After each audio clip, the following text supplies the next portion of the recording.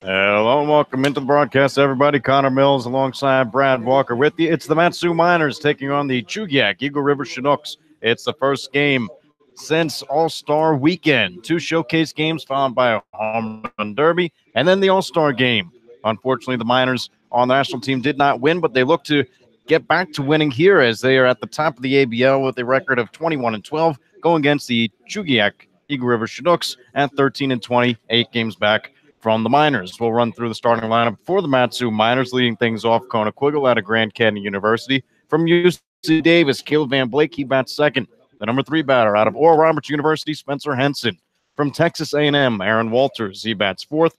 Batting fifth from Gonzaga, Nick Brooks. Another fellow Gonzaga teammate, Austin Pinarini, batting sixth, right behind Brooks. Batting seventh, Danny Wright out of Southeast Missouri. Batting eighth, Tyler Bassetti from the University of Nevada, Reno. And rounding things out at the bottom from Arizona State, Drew Swift. Ben Taylor, the manager. Jeff Erlab, pitching coach. Tyler LeBrun, assistant coach. General manager Pete Christopher. And the assistant GM, Bob Plumley. We're about ready as it's time for Matsu Miners baseball. Chugiak-Eagle standing in against Jared Reclatus. From the windup, Reclatus' first pitch hits the outside corner for strike one, and we're underway. Field in Chugiak, Alaska. The 0-1 from Reclatus swung on, found straight back and out of play. No balls, 2 strikes, nobody out here in the top of the first inning. And Brad, Reclatus is a dangerous pitcher against the Miners. He went 8 2/3 of almost no hit ball, but could not get the final out. Yeah, he really did. He really had all things working that night, and the Miners just couldn't touch him. And now on a check swing, Chugiak-Eagle is retired by Silas Drayden, the third base umpire. Check swing went in opposition of Chugiak-Eagle. Caleb Van Blake now coming to the plate. Quiggle and now Van Blake back-to-back All-Stars in the selections here in 2018. His first pitch swinging and fouling it straight back. 0-1 the count, now with 1 down. Yeah, you mentioned All-Stars. The Miners with 7 out of the 9 players in their starting 9 tonight that were in that All-Star game. Jared Reclatus, the 0-1, swung on and bounced over the bag, fair territory, and trotting on over is Danny Dopp on the first base unassisted. So 2 up, 2 down for Reclatus and the Chinooks. As now Spencer Henson comes to the plate, but before we'll run through the defensive linemen. Ron Largusta in left field, Anthony Forte in center, Bailey Collins in right field from left to right. In the infield, Gregory Osuna, Luke Vandover, and Danny Dopp on the mound. Jared Reclatus and J. Paul Fullerton doing the catching behind the plate. Spencer Henson, one of the best bats in the Miners lineup. He's first pitch swinging as it's no balls and 1 strike for Henson. 38 hits, 109 at-bats, batting 9 on 23 RBI, 5 walks, and strikeouts. Designated hitting today is the second pitch is swung on and missed, and a ball low and away. So the count against Mr. Henson, no balls, 2 strikes with 2 outs here in the top of the first inning. Should Henson extend this inning? Aaron Walters from Texas A&M, he's on deck. From the windup, Reclatus, the pitch outside for ball 1, 1-2. Now the count. For Spencer, did get 1 hit in the All-Star game yesterday. Good for an RBI single. As 1-2 is on the way and swung on a missed for strike 3. Miners go down 1-2-3 here in the top of the first. Chugiak-Eagle River Chinooks come to the plate in the bottom, listening to the Matsu Miners on the Miners Radio.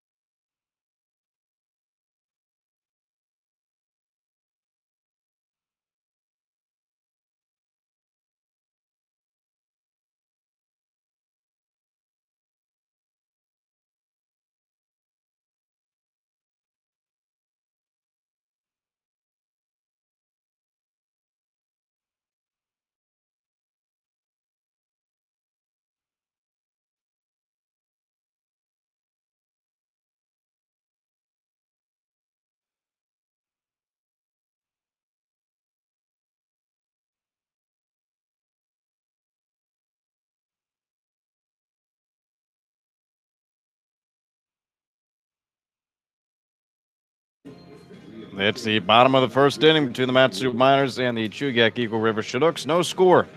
As the Chinooks are coming to the plate, their lineup goes as follows. Bailey Collins out of Concordia University, Irvine. He bats first. J. Paul Fullerton out of Wabash Valley College is the second batter. Anthony Forte, Richmond University. Number 3, batting fourth, Jordan Wharton out of Indiana Wesleyan University. Nick Kreitzer out of Arkansas Pine Bluff. He bats fifth, batting sixth out of Biola University, Jaron Largusa. Danny Dopp, Earlham College, batting seventh. Batting eighth, Gregory Osuna from Wayland Baptist University. And batting ninth, Anthony Forte from Richmond University. On the mound for the Miners is Denver McQuarrie out of Mississippi State. The throwdown has been made by the catcher, Austin Pianarini, and we're about ready to start off this bottom of the first inning. No score between the Miners and the Chinooks yet, and Bailey Collins coming into the play. Denver, this is only his second start of the season. His first one didn't exactly go as he would have liked, so definitely looking to bounce back on the rubber today.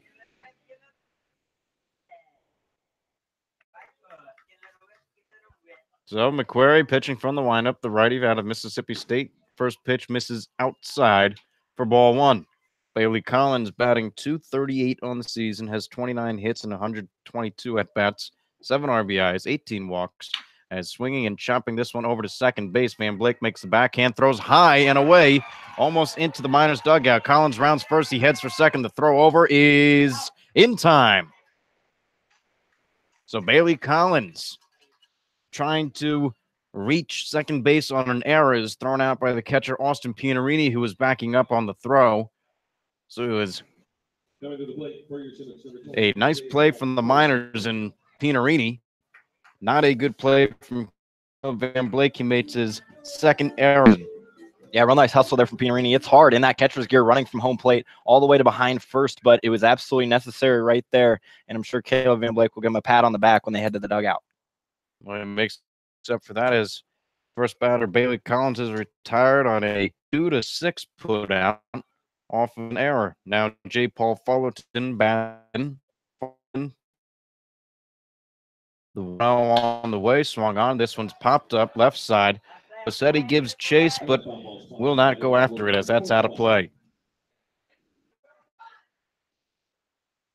J. Paul Fullerton, Anthony Forte would be next. Has some 7 doubles, takes a ball low and in the turf. 1 strike with 1 away here in the bottom of the first inning. And the Chinooks start out with their first 4 batters in the lineup that are all-stars. The Chinooks sent 8 to Mulcahy. The 2-1 from McQuarrie. Misses low and away for ball 3. So Denver, one of the things you look out for is the walks. Unfortunately, the walks have been up there, but he also gets his fair share of strikeouts as well.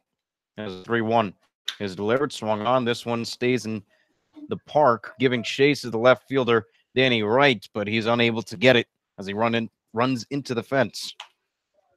Yeah, that was a tough play from Danny, having to move all the way over. So he was shifted just a little bit facing the left-hander Fullerton, but great hustle there, and I'm sure he would saved himself a little bit from running into a fence. 3-2 the count with 1 out here in the bottom of the first inning. McQuarrie shaking off Pianarini. Now he's got his pitch from the windup. He deals, swung on. This is a flare shot out into center field, falling fast and diving, making the catch is Chugiak-Eagle. Man, can that guy play a great defense out in the outfield. You know, Kona really can. He can range all over from that center field position. But even if he wants, he almost ranged into right field to make a catch. But just absolutely incredible acrobatics right there from Kona. He's just been a solid defenseman. They errors in the list to bring a lot of foreigners. Only 28 errors now in the season, 27 coming into today as the first to Anthony Forte for a strike. And for Denver, McQuarrie on the season has appeared in 3 games. This will be his second start. And ERA at 2.45 and 7 1/3 innings pitched as a second one. This is a line drive out into right center field, and that will fall down for a base hit and maybe more. Rounding first is Anthony Forte. Now he's on second base as the ball is thrown in from the outfield wall, and Drew Swift has it now. A 2-out double for Anthony Forte and the Chugiak-Eagle River Chinooks here in the bottom of the first inning. That's the first hit of the game. Yeah, Forte was an all-star and competed in that home run derby yesterday, so showed off his pop and showed why he was in the all-star game. Forte, his third double on the season. Now has 5 extra base hits. And back to McQuarrie, 6 strikeouts to 6 walks, and has allowed now 8 hits. So pitching from the stretch for the first time is McQuarrie with a runner on second base. At the plate, Jordan Wharton. Wharton, a all-star, as he swings and fouls this one straight back and almost at our PA man here at Lee Jordan Field. Good to have you back, Steve. You know, Connor, it almost didn't seem like we were going to play this game. About an hour ago, it was absolutely downpouring. Couldn't even see the mountains out past right field. That's how bad it was coming down. No, it's amazing now. It's as clear as day, as the mountain is very visible with no rain. As swinging now and giving our camera a little shake. We'll be sure to fix that momentarily, as now the count is no balls and 2 strikes with 2 away here in the bottom of the first inning. Query head on the count, no balls, 2 strikes into Jordan Wharton, who's batting .258, has 12 RBIs as of now. The pitch, a curveball that misses low and away for ball 1. Defensive lineman for the Miners, Danny Wright's in left, Chugiak-Eagle in center. Nick Brooks is man out in right field. Tyler Bassetti at third, Drew Swift at short. Caleb Van Blake is at second base.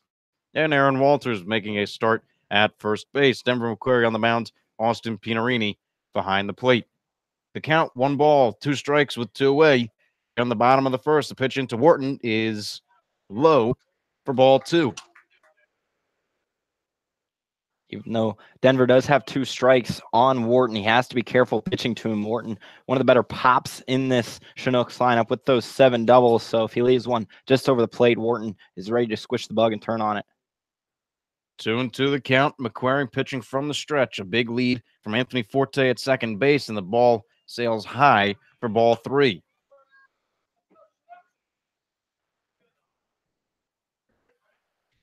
The Chinooks are coached by John Groth, pitching coach Chris Beck, Jordan Getzelman, and assistant coach as well as Dalton Smith. Kevin Moore, our counterpart in the broadcast booth. 3-2 the count. Runner on second base here in the bottom of the first inning. McQuarrie, the pitch, 3-2 swung on, ground ball over the base and fair. This one goes out into left field. Rounding third is Forte. Throw, Swift. And then the relay to second base is not in time, as it's a RBI double off the bat of Jordan Wharton. Make that his 8th double of the season. Yeah, Wharton has just been the guy for this Chinooks team all season long. There's a reason he's in the cleanup spot, and it showed right there. 2 outs, wasn't afraid to go get a pitch and drove it right down the line. Beautiful execution there by Chugiak. So the Chugiak-Eagle River Chinooks take a 1-0 lead here in the bottom of the first inning at Lee Jordan Field in Chugiak, Alaska. McQuarrie will now have to deal with Nick Kreitzer. Kreitzer batting .212 on the season, 5 doubles, 1 triple. Also has a home run as the ball skips in, ball 1.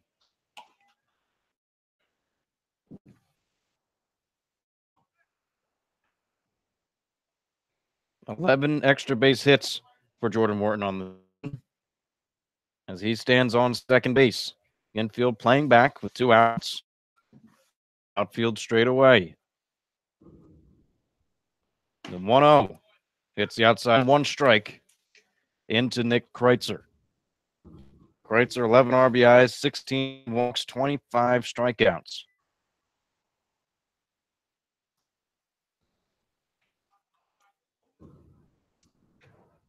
The 1-1 taken low and away for ball 2. I'm talking about the strikeouts for the Chinooks. They have had a tough time at the plate so far in the season. They are at the bottom, striking out the most at 272. So a lot of pitchers have struck out a lot of Chinooks in the ABL.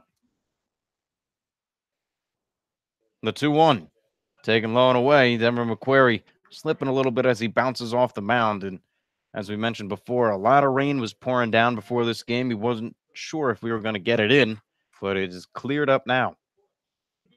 Yeah, and sometimes these pitchers, some of them not used to pitching on these turf fields. Sometimes those rubber pellets will kind of get caught up in your cleat, and it's really hard to pivot off of it. It seems like McQuarrie just found victim of it right there.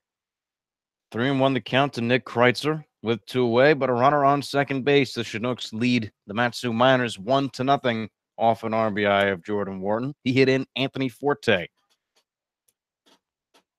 McQuarrie's 3-1 line drive over the jumping head of Tyler Bassetti into left field. Danny Wright has a ball. He throws it in to Drew Swift, but it's an RBI single for Nick Kreitzer and the Chugiak-Eagle River Chinooks. They now lead 2-0.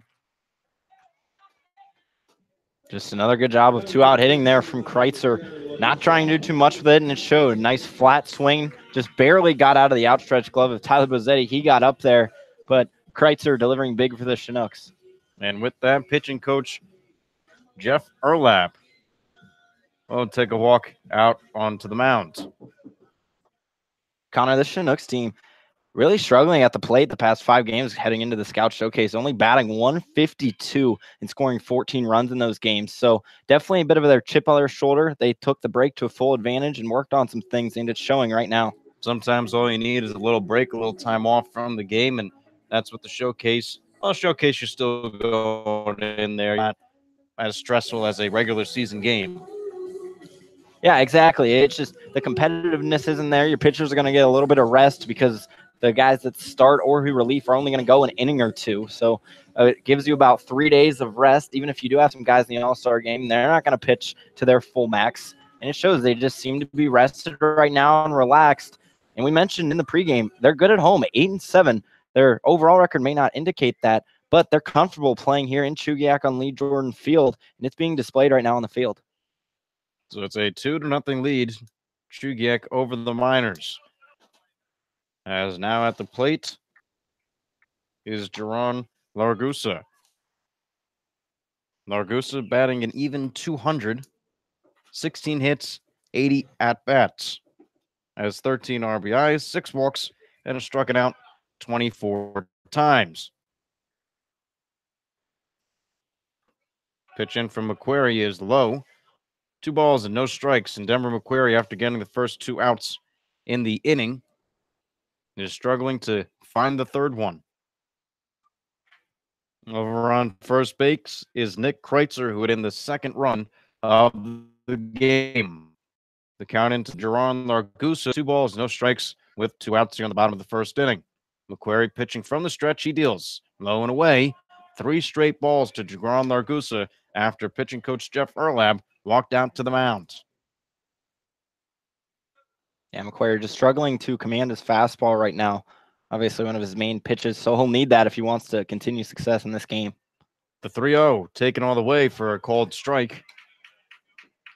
Umpiring crew today, Silas Drayden at third base, Scott Johnston, the man behind the plate, and Josh Nolan, the man on first. The base runner at first, Nick Kreitzer, as the 3-1 is delivered inside ball 4. So Denver McQuarrie still has yet to find the third out here in the bottom of the first, with the Chinooks up 2-0. And as you said, Jared Rickladis, the pitcher on the mound for the Chinooks, back on June 11th, went 9 innings as he got the win, only allowing 1 run on 1 hit. Had a walk and 7 strikeouts, so it's going to be a tall task for the Miners to bring it back against Jared Rickladis as they trailed 2-0 over the Chinooks.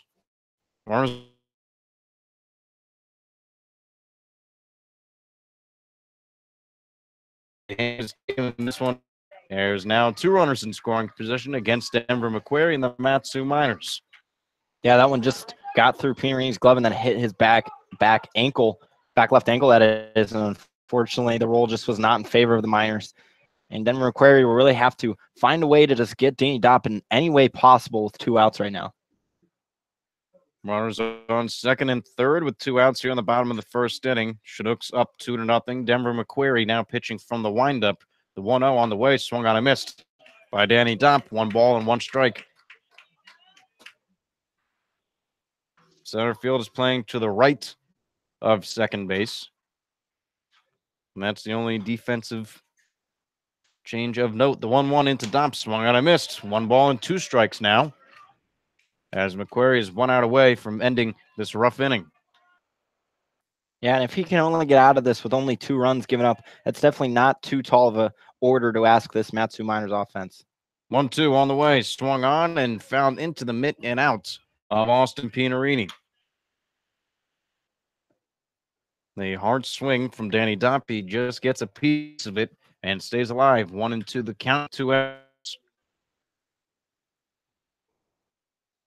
From the windup, McQuarrie gets his signs. He's ready. The 1-2 swung on, popped up, right side and out of play. So Domp stays alive. 1 ball and 2 strikes.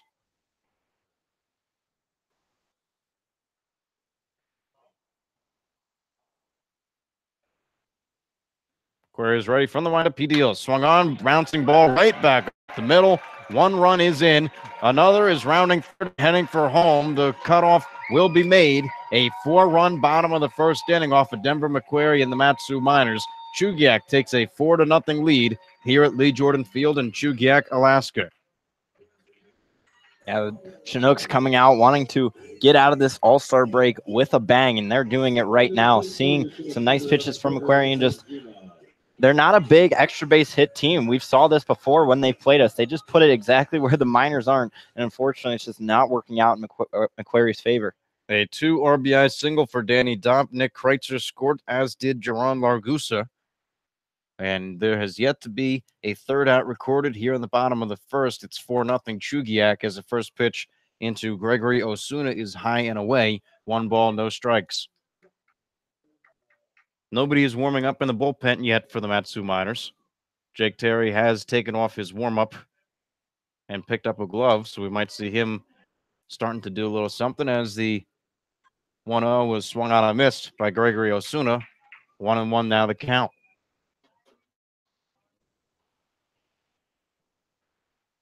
Runner on first base for McQuarrie here, as the 1-1 is swung on and missed. Nice off-speed pitch with 2 away here in the bottom of the first inning.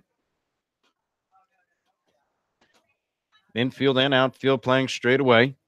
McQuarrie pitching from the stretch. The 1-2 into Osuna misses outside. 2 balls and 2 strikes now, as McQuarrie is still searching for that 3rd strike.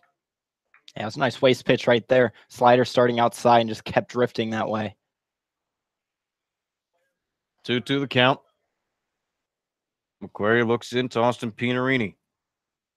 He's ready now and brings a glove up at his chest. The pitch, the 2-2, swung on and missed, strike 3. Denver McQuarrie gets out of the first inning, but not before the Chugiak-Eagle River Chinooks score 4.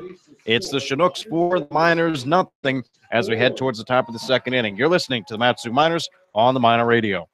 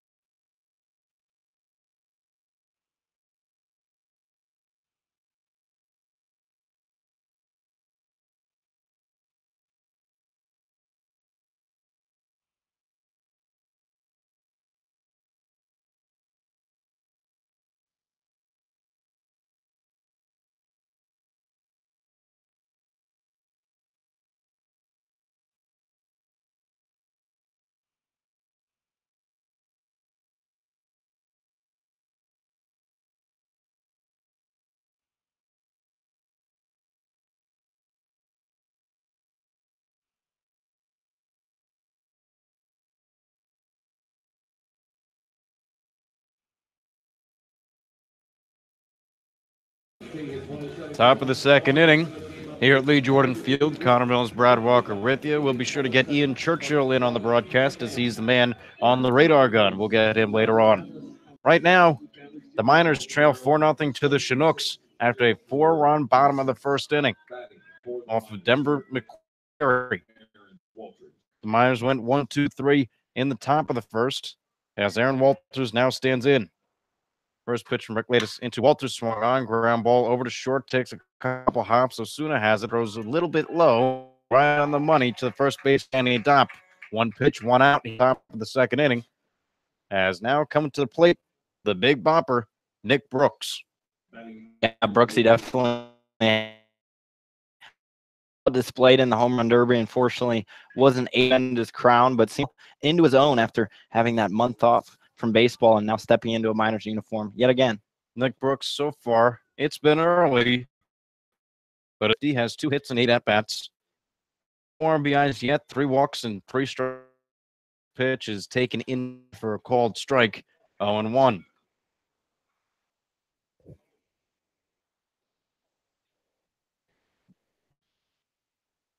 From the windup, Rick Latus is ready. The pitch swung on, chopped straight back and to the right of the camera. Now, as we said, Jared Rick Latus, win-loss record maybe not be there at 1-3. A 2.47 ERA, has started 7 games for the Chinooks, 43 2/3 of an inning pitched as the 0-2 is on the way. Swung on. This one's lined deep out into right field, but slicing foul and out of play. 38 strikeouts to 13 walks and has allowed 30 hits. The 0-2 into Nick Brooks. A breaking ball that gets him swinging through. Out here in the top of the second inning. The 3rd strikeout on the day for Jared Rick Latus. Real nice breaking ball from Rick. Started out a bit inside, then it was into that strike zone right the last, so Brooks had to swing at it, but unfortunately couldn't catch it. The one for the Miners was on July 2nd as the first pitch into Austin Pianarini is swung on, chopped over the bag at first. It just stays fair, and Danny Dopp steps on the bag. We'll tell you what that bright spot is, and maybe more when we return. It's the Chugiak-Eagle River Chinooks 4, the Matsu Miners nothing, as we head into the bottom of the second inning.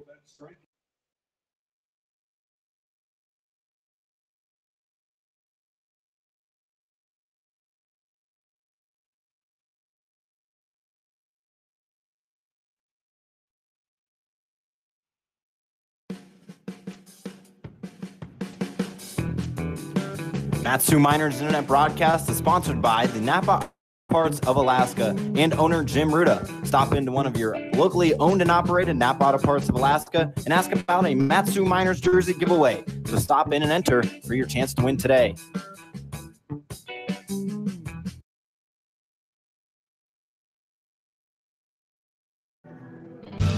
The Alaskan Railroad and Operation Lifesaver would like to remind our friends and neighbors when approaching a railroad crossing, always expect a train. Look, listen, live.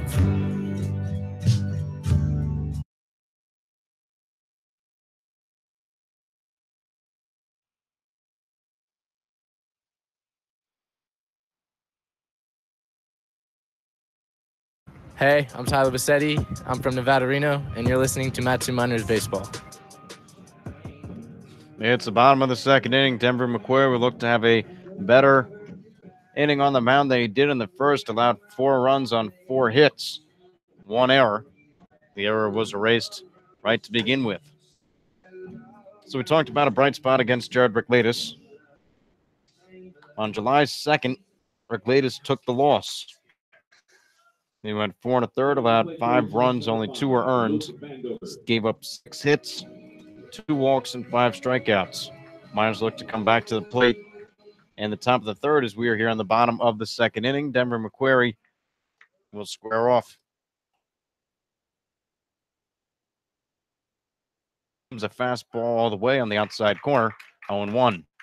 For Vandover, 24 hits and 100 at-bats. Easy math. Batting .240 as the next pitch off speed misses low and away. Vandover, 5 doubles, 9 Rs, 7 walks, and 24 strikeouts as a 1-1. This one's lined right back up the middle into center field. One hop quick against Denver McQuarrie as we're here in the bottom of the second inning. Yeah, these Chinooks hitters are just really seeing McQuarrie well from top to the bottom, as Vandover was the 9-man. So it got to be interesting to see what McQuarrie's going to go with here in the second go-around with this Chinooks order. So a leadoff single for Luke Van back at the top of the lineup. Bailey Collins and J. Paul followed. First pitch from Denver McQuarrie is swung on and missed for strike one. Collins him up, grounded to Caleb Van Lake made a backhand play, but threw high to Aaron Walters at first. Pete Narini was backing up on the play, threw it to second. As this pitch is lined out into left field, Danny Wright moving way back, all the way, and then a one-hop the fence back to the wall, rounding third and heading home is Luke Van Dal standing on second base with a RBI double. The fifth run against Denver McQuarrie here in the second inning. It's the Chugiak-Eagle River Chinooks 5. The Mat-Su Miners nothing. Denver McQuarrie getting hit around a little bit. Yeah, he is. He's just offering some plates right over the dish that these Chinooks hitters are doing a great job sending out. This one, the first really big X-ray base. We've seen some doubles, but none really in the gaps. That was the first hit really in the gap for the Chinooks all night. 4 runs in the bottom of the first, 1 run here in the bottom of the second inning. Looks like Jake Terry is warming up on the Miners' pen.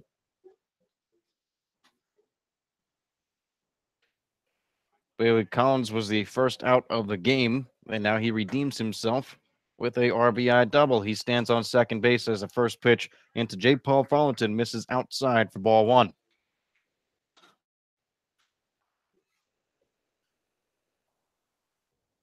McQuarrie pitching from the stretch. The 1-0 bounces in the turf.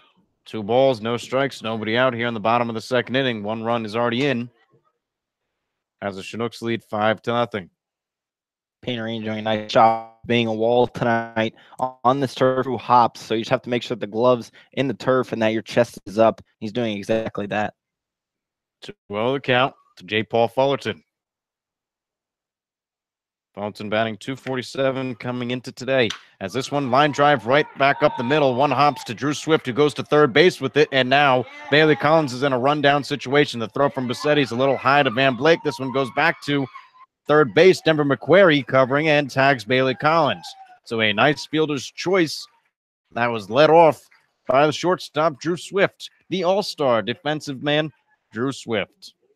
And it still boggles my mind why runners still decide to go from second to third against Drew Swift when ground balls are hit that way. This is now, I believe, the third, maybe fourth time it's happened this season. Drew Swift just has too good of an arm and too much baseball IQ to not try to get the runner. And Collins got a bit of a late jump, so that didn't help his matters. So once again, Swift, excellent defensive play. Well, it's lucky we're not in the scorecards there, as that was a 6-3 to 4, back to 1 on the putouts. Shortstop to third to second, back to the pitcher. Was able to tag Bailey Collins as there's 1 out here on the bottom of the second inning. 1 runner on first base. The pitch into Anthony Forte was taken for a ball. And I'm almost surprised that J. Paul Fullerton did not attempt to go to second base on the rundown. 1-0 the count into Forte. The pitch high and away for ball 2. Well, Fullerton knew that there was no outs in the inning and try to just keep it if there was 1 out going to be made instead of 2, as Collins did a nice job being in that pickle as he was just over halfway back by the time McQuarrie ran him down. So would have been an easy double play for the Miners. And 2-0 swung on, line drive through the hole on the right side for a base hit, rounding second and holding there is J. Paul Fullerton, but on first base with a single. His second hit of the game is Anthony Forte. Runners are at first and second base. The manager, Ben Taylor, will take a slow walk out onto the mound, and it looks like this might be it for Denver McQuarrie. Through 1 1/3 of an inning, McQuarrie 5 runs on 7 hits. With runners on first and second base, Jake Terry warming up in the bullpen No motion has been made. And now the sign. So we will see a pitching change. Jake Terry will come onto the mound, and we'll be right back. It's the Chugiak-Eagle River Chinooks 5, the Matsu Miners nothing. We will return here on Matsu Miners Radio.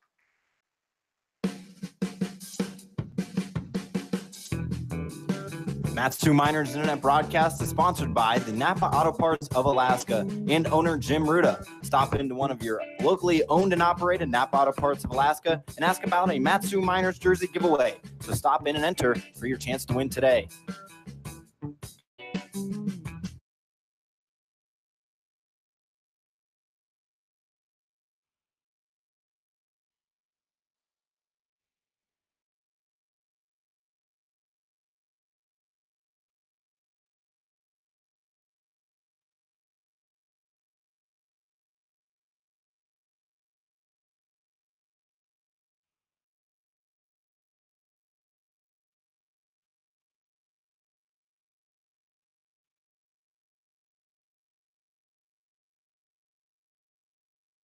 This is Mario and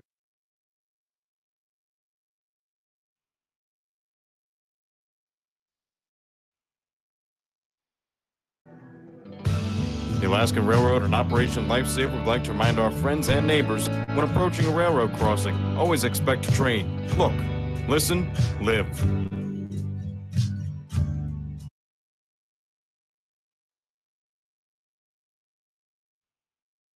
This is Aaron Walters from Texas A&M University. I'm a catcher, infielder, and you're listening to Matsu Miners Radio. We are still here in the bottom of the second inning. Denver McQuarrie's day is over. Through 1 1/3, allowed 7 hits. As of right now, 5 runs. All were earned. 1 walk and 1 strikeout. The runners on first and second base will be his responsibility should they come around to score on the mound. In relief is Jake Terry, the long man. Terry out of Sand Springs, Oklahoma. 6'4", 193 pounds, where he was a freshman. For the Matsu Miners this season, a 1-1 record, 5.4 ERA, 5 games, 2 of them started, 10 innings pitched, 9 strikeouts, and 10 walks. Has also allowed 6 hits. His last time out was on July 4th against the Peninsula Oilers. He went 2/3 of an inning, allowed a run on 1 hit for that 1 homer, as 3 runs were earned. 2 of them went to Brady Corrigan, 1 for Jake Terry. Also had a walk and 4 batters faced. So right now, it's the Chugiak-Eagle River Chinooks 5, the Matsu Miners nothing, with runners on first and second base. Jake Terry on the mound in relief for Denver McQuarrie. 4 runs in the first inning, 1 run here in the second inning, and it's not over yet. First pitch in is a fastball swung on a missed by Jordan Wharton. 0-1 goes the count. His first at-bat for Jordan Wharton had a RBI double where he hit in Anthony Forte. As of right now, Forte, he's on first. J. Paul Fullerton, who reached base on a fielder's choice. He's the man on second base. Jake Terry, the 0-1 on the way, swung on a missed. A lot of life on the fastball for Jake Terry today as he gets Wharton no balls and 2 strikes. Yeah, Terry coming in a tough situation. Already the Miners down 5. There's runners on first and second. It's going to have to be a long relief appearance for him, and he didn't get a lot of warm-up time. Oh, to Jordan Wharton. The pitch. 8 corner. A nice pitch from and guys who impressed a lot of scouts during the showcase. Yeah, he really did. His fastball was really all over, or really on during the showcase, and his working as well. So very excited to see what Jake can bring to the table in these. Now at the plate, Nick Kreitzer, who had a RBI single at bat. That was in the first inning. We're here in the bottom of the second inning, 2 outs with runners on first and second base. Terry looks back at second at J. Paul Fullerton, and now it's high and away. And that's a location issue that we've been talking about. Fastball has a lot of life. When you can hit it, it can. Yeah, it can. Those first 3 pitches of Jordan Wharton to get him to strike out were all fastballs, so he's bringing it today. The 1-0 is foul tipped into the glove of Pinarini. Strike for Jake Terry. Matsu Miners. He's going to continue to trend 5 pitches, all ball, 92 range. 1-1 the count to Nick Kreitzer. Outfield straight away. Infield playing back with 2 outs here in the bottom of the second. The 1-1 swung on and found straight back. Got to be interesting to see if Terry's going to go with a little, or if he tries to locate that fastball yet again to try to get the 3rd out of this inning. 1-2 the count into Nick Kreitzer. Jake Terry pitching from the stretch. Kreitzer. Aaron 12 in his last at 2. Ready. The pitch swung on. This one's poked and out of play along the left field line.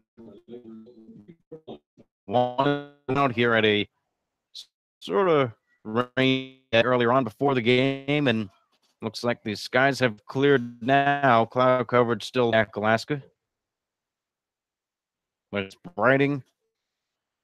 It's bright for the Chinooks here as 1-2 swung on and found straight back. 1-2 the count remains. Terry's still bringing that heater, is yet to, and really not going to warm up. You want to keep getting that arm a little loose by bringing the heat. That one touched out at 93. So Terry really bringing the chatter. Count still is at 1 ball, 2 strikes with 2 outs. Runners are on first and second base. The Chinooks 5, the Miners nothing. As Terry from the stretch, he's ready. The pitch, a breaking ball that just missed outside. Terry looking to drop the hammer down on Nick Kreitzer, just a bit outside. And talk about dropping 20 miles an hour or less. There was a breaking pitch coming in at 73. So Terry doing an excellent job of mixing it up. Well, on that last pitch. 2-2 the count, 2 outs. Terry, pitch on. This one is left to the foul territory. Tom Betty gives all the way out the fence, out of play. A long at bats for Jake Terry. Terry again coming in relief of Denver McQuarrie. Only word to start this game.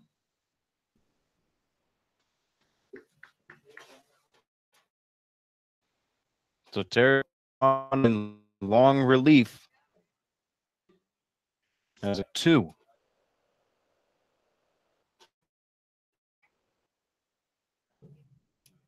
Terry didn't balls Pinerini was for him, so he'll step off and they'll run through it again.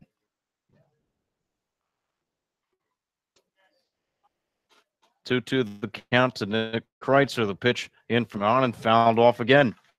So Nick Kreitzer now doing a nice job staying alive at the plate and extending this at bats.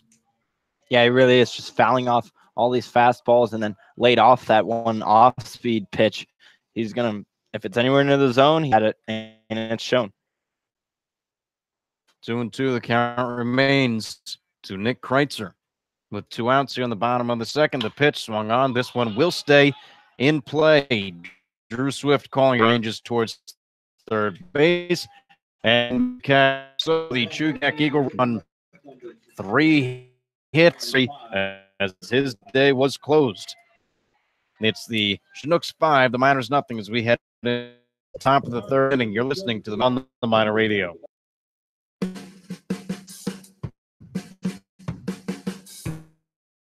Matsu Miners announced by the Napa Auto Parts of Alaska. Jim Ruda. Stop into one of your owned and operated Napa Auto Parts of Alaska about a Matsu Miners jersey giveaway. So stop in and enter for your chance to win today.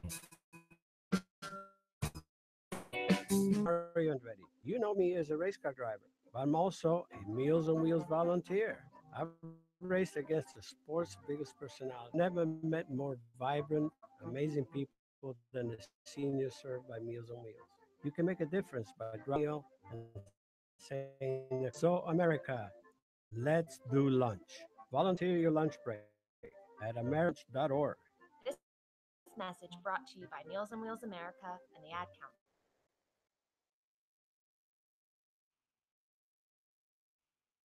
This is Chugiak-Eagle, outfield infield from Grand Canyon University, and you're listening to Matsu Miners Radio.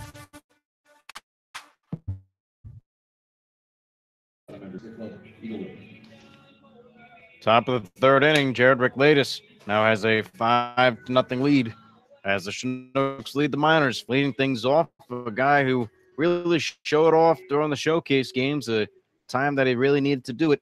Switch hitter out of Southeast Missouri. Yeah, 2 extra base hits, and 2 of the toughest ones to do, a home run and a triple we saw from Danny this weekend.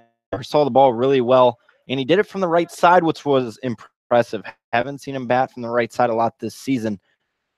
First pitch into Danny Wright's a fastball taken for a called strike. For day 72, 22 hits, 81 at-bats, 4 RBIs. Has walked 11 times and struck out 13. As the next missed 1 ball and 1 strike. It will be Danny Wright, Tyler Bassetti, and Drew Swift all due up in the inning as a 1 counting first and heading second. Right, the ball is picked into left field. Right holds off second. Now goes the hole off of Jared Rickladis. And the Chugiak-Eagle River Star. Tyler, he has a runner in scoring position.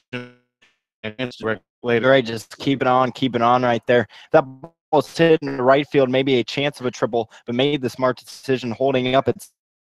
And what a way to bounce back for the Miners. A lot of runs, and now it's their tell. Bassetti, University of Nevada, Reno, batting .235 and All-Star for the Miners. First pitch from Rickladis into Bassetti is a fastball that misses high. Nice job by J. Paul Fulton trying to bring that back into the strike zone, but he can't fool the eyes of home plate umpire Scott Johnston. Yeah, and that's your job as a catcher, try to frame every pitch. And normally doesn't. The 1-0 is on straight back and at the plate on 1 strike. Then for the Miners, first in batting average in the ABL, first in on-base percentage, first in slugging, on-base plus slugging, hits, and doubles. A lot of offensive power from the Miners here.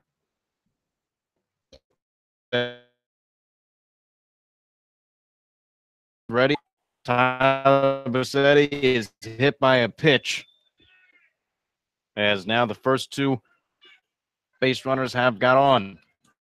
And get on any way you can, especially down 5 runs early.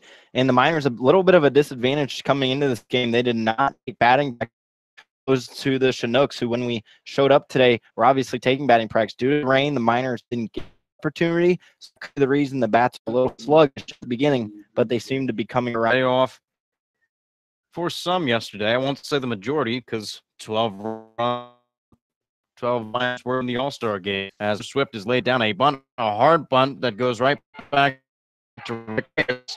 A hard slide from Danny Wright does not change as Drew Swift is first base with a field. The bunt just a little too hard, right back to the pitcher Rickladis, who goes and gets Danny Wright. So now with 1 here on the Miners, Chugiak-Eagle. And unfortunately for Swift right there, fastball inside. When he brought the barrel in, it's kind of rocketed it off the bat. This turf field, it doesn't at all. So Swift on with the fielder's choice. Quiggle at the plate. Base with a hit by pitch. Is Quiggle down in the count. Strike.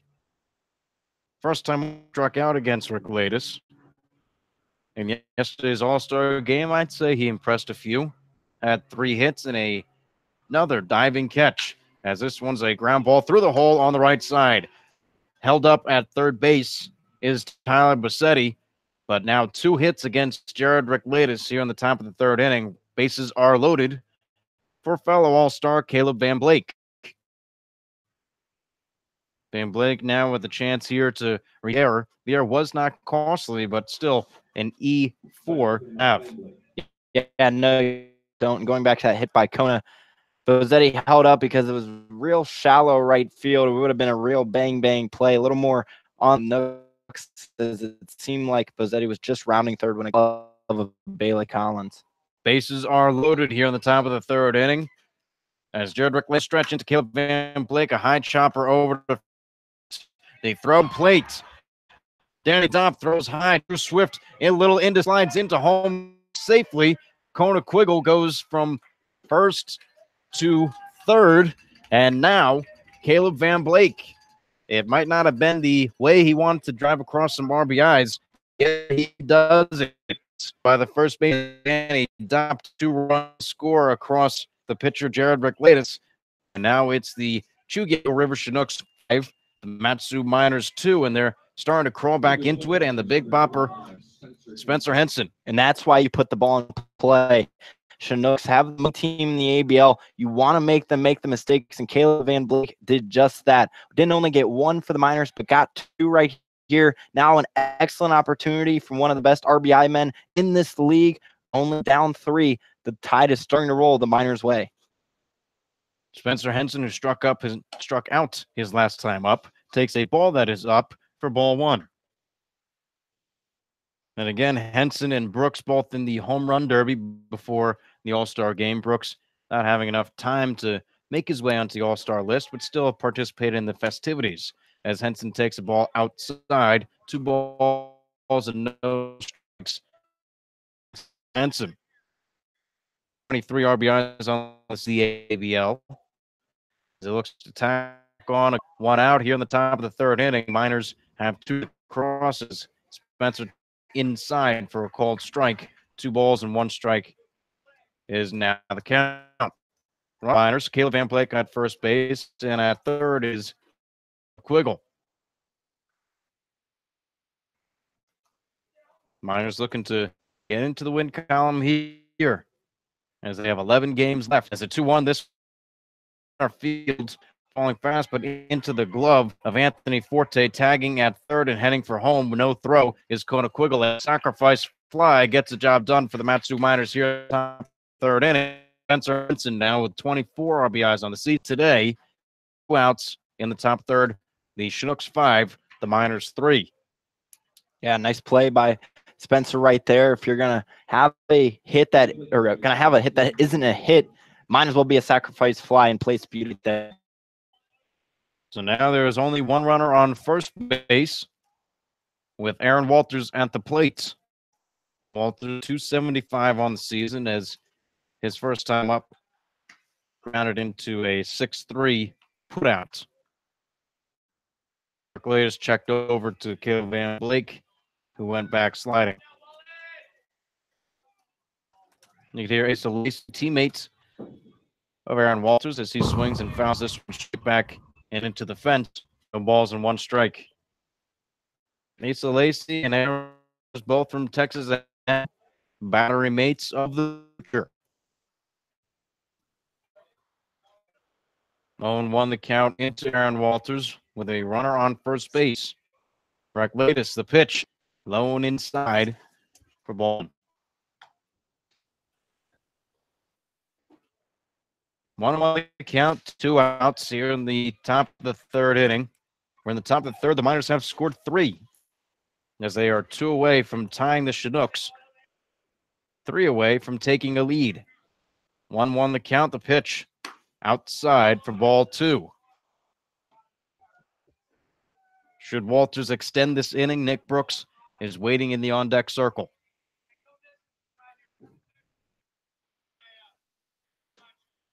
Two and 1 the count. 2 outs, top third. Rick Latest pitching from the stretch. Now he deals, swung on and fouled off in the box. That goes over towards the Miners' dugout along the right side. And the Miners are known for scoring runs in bunches. So once one guy gets on, gets some confidence, normally the rest follow. It's happening right now. 2-2 count. Top of the third inning. Aaron Walters looking much against Rick Latest. Swinging in a, sounds like he broke his bat. Ground ball over to second, a high throw, but Danny Dopp handles it in time. For the Matsu Miners, 2 hits, 3 runs on 1 error as they have scratched across and are now trailing only by 2. It's the Chugiak-Eagle River Chinooks 5, the Matsu Miners 3. We'll throw it over to Brad Walker for the 4th, 5th, and 6th inning, but we'll do that after the bottom of the 3rd inning. You're listening to the Matsu Miners on the Miner Radio.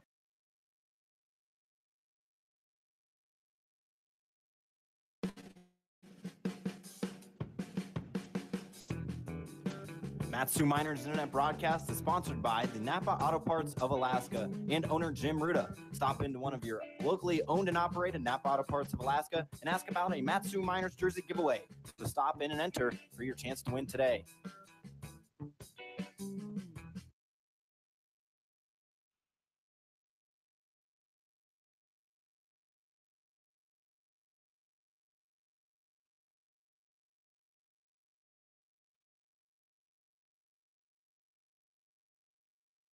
Hey y'all, I'm Blake Shelton. I love that country music connects people all over this great nation, but unfortunately so does something else, childhood hunger. 15 million children struggle with hunger in America. That's why the Feeding America nationwide network of food banks works to rescue our surplus food to help provide billions of meals to families in need across the country. Join the fight against hunger at feedingamerica.org. Together, we can solve hunger. Together, we're feeding America. Brought to you by Feeding America and the Ad Council.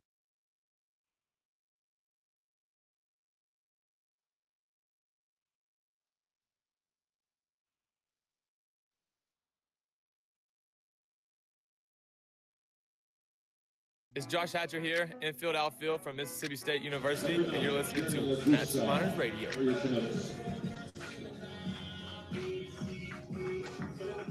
It's the bottom of the 3rd inning. Jerome Largusa will start things off against Jake Terry. Terry coming in relief of Denver McQuarrie, who started this game, but will obviously not be able to finish it. Chinooks 5, the Miners 3 as the first pitch is on the inside corner for a strike called. Largusa, his first time up, he walked. That was McQuarrie's only walk of the game, and then came around to score. The 0-1 from Terry swung on and fouled off right side and out of play. NFL ball is sponsored by Representative Dan Sattler. 0-2 the count. Jake Terry looking to have a little longevity for the Miners after McQuarrie only went 1 1/3. Yeah, and it had to have helped his confidence a little bit, scoring those 3 runs in the top half of the inning. 0-2 the count. The pitch. Breaking ball misses high for ball 1. 1-2 the count. Nobody out. Bottom of the 3rd inning. Chinooks 5, Miners 3.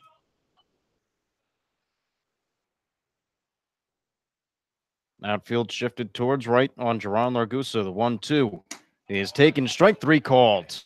A nice pitch from in the bottom of the 3rd.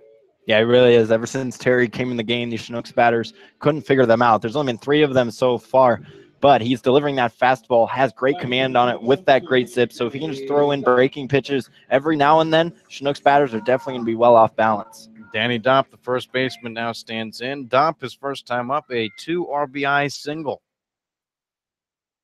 As the first pitch from Jake Terry to Dopp misses low for ball 1.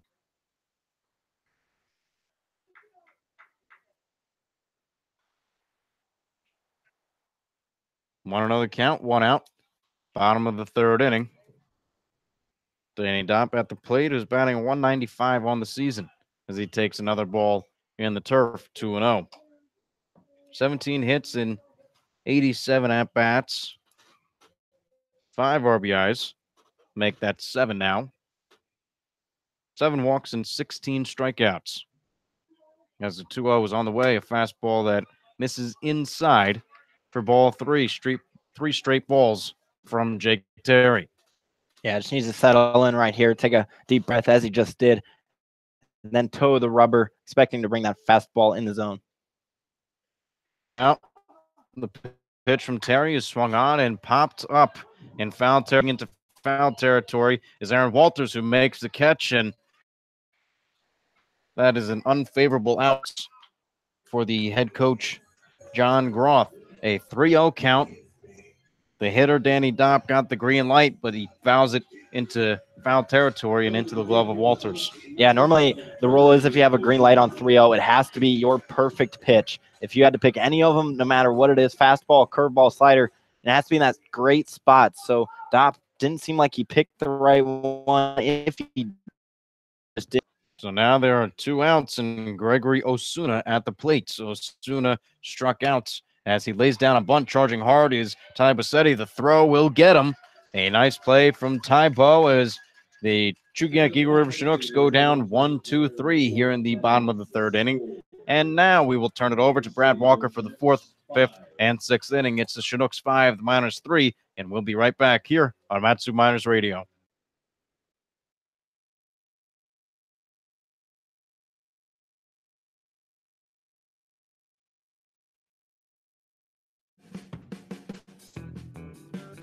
Matsu Miners Internet broadcast is sponsored by the Napa Auto Parts of Alaska and owner Jim Ruda. Stop into one of your operated Napa Auto Parts of Alaska about a Matsu Miners jersey giveaway. So stop in and enter for your chance to win today.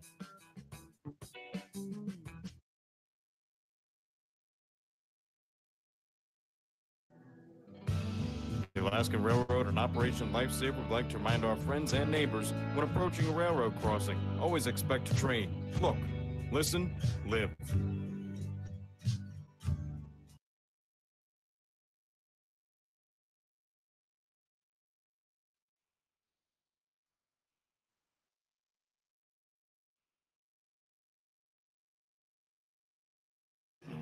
What's up, guys? This is Spencer Henson, infielder at Oral Roberts University, and you're listening to Matsu Miners Radio. Lee Jordan Field, who in Chugiak, Alaska, where the Chinooks currently lead the Miners 5-3 as we enter the 4th inning of play. But the Miners, they're coming off a hot inning, scored 3 runs last inning, so they brought that lead ever so closely as Jared Ricklatus is on for his 4th inning of work. And Ricklatus really, other than that almost no-hitter has sort of struggled in his last 3 starts. He's gone 17 2/3 innings pitched, went 0-3 in that span, has given up 13 runs, 6 of which are earned, and 18 hits, and only has walked 6 and struck out 13. So Brooks, Pinarini, and Wright due up for the Miners to begin this 4th inning. This is Brad Walker. Alongside me is Connor Mills. The man for the night is Ian Churchill. So Rick Layden, the 0-1 pitch is hit hard into center field. Moving back is Forte. He'll look at it, and it is going to one-hop the wall. Nick Brooks around first and scoots into second. He gets things going with a double here in the top of the 4th inning. That was a smash by Brooksy. Of course. I mean, that's what we saw during his batting practice. That's what we saw a little bit during the home run derby and especially during the showcase. And he hit it to the deepest part of the field, 400 to that center field mark. And so Brooks will stand on second to begin this 4th inning, his first double of the season. So I'll bring up Austin Pinarini, who bats from the left side of the dish, facing the right-hander Rick Layden. So Rick Layden will work from the stretch. He takes a peek over at Brooks at second, now motions to the plate, but misses outside with the fastball. The count goes to 1-0. So that is only the 3rd hit tonight of the Miners. They've scored 3 runs as well, only 2 in that last inning. So that error proved to be costly by first baseman Danny Dopp. It brought in 2 runs. As Rick Layden, nice breaker in on Austin Pinarini. 1-1 count. Pinarini grounded out to Dopp in his last at-bat in the 2nd inning. It was an unassisted. But he is seeing the ball well against the Chinooks. Now 5 of 12 has also driven in 4 runs against this Chugiak squad. So he bats from the left side with that open stance. Rick Layden kicks and deals. Pinarini holds off as that turf. Nice block there by J. Paul Fullerton. 2 balls, 1 strike, nobody out. Top of the 4th inning. The Miners currently lead this season series 5-2 as they won the last time these 2 teams squared off back on July 2nd.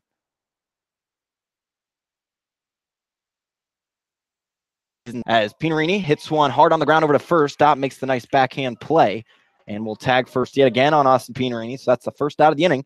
But the Miners having another run only 90 feet away. And that's going to bring up to the dish the hot hitting Danny Wright. who had a double to lead off the third inning and last inning, I should say. So Wright batting from the left side, the switch hitter against the righty Rickletus says the Miners try to score in back-to-back innings. So Brooks on third. Rickletus from the stretch. His first pitch to Danny Wright. A breaking pitch that hits the outside part of the zone. Wright was out in a fielder's choice, going from second to third as a out was in place. So Rickletus from his torso. His 0-1 had Danny Wright well out in front of it. He has fallen behind 0-2. And for up the swing, just trying to make some contact. There's only one out, and almost anything can score Brooks from third. Danny now 7 hits in his past 22 at-bats. So really seeing the ball nicely here as we move towards the latter part of this ABL season. But Rickletus ahead 0-2. His pitch, I was well outside, almost near the right-hander's batting. 2 strikes. Miners trail 5-3. On is only 9 feet away. Rickletus gets his still from Jake Ford. Now he comes set. He'll take a peek over at Brooks at third. Now delivers to the plate. Swinging. He shows some frustration. He was ahead of that breaking ball from Rickletus. He brought it well in that at-bat to Danny Wright. So he's down on strikes. That's the 4th Rickletus tonight. And that's going to bring Tyler Bose, right-handed, reached on a hit by in the third inning to score the Miners' first run, as he looks to deliver the Miners' 4th one right now. As Nick Brooks stands on third after getting things going in the 4th inning with a double. A strike on the inside part of the plate, so 0-1. So Bozetti, who unlike some of these Miners hitters, only 2 of 17 coming into tonight against the Chinooks, does have an RBI, however. This one skied into center field. Forte camped under it, and he'll make the grab for out number 3. So the Miners get their leadoff man on, but they'll leave him stranded at third base, and the score will sit at 5-3 on top as we head into on Matsu Miners Radio.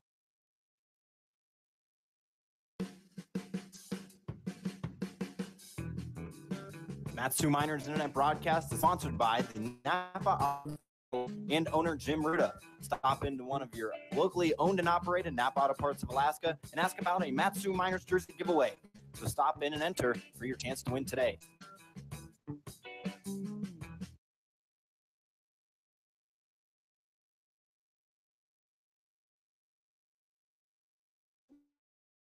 This is Mario.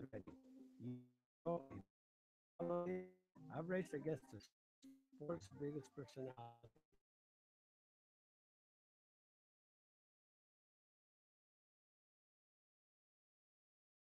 Saying a quick hello. So America, let's do lunch. Volunteer your lunch break at americaletsdolunch.org. This message brought to you by Meals on Wheels America and the Ad Council.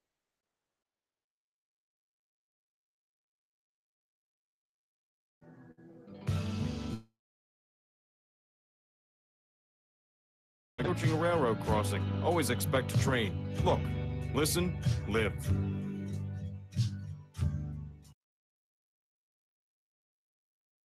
Hi guys, Drew Swift, infielder from Arizona State University, and you're listening to Matsu Miners Radio.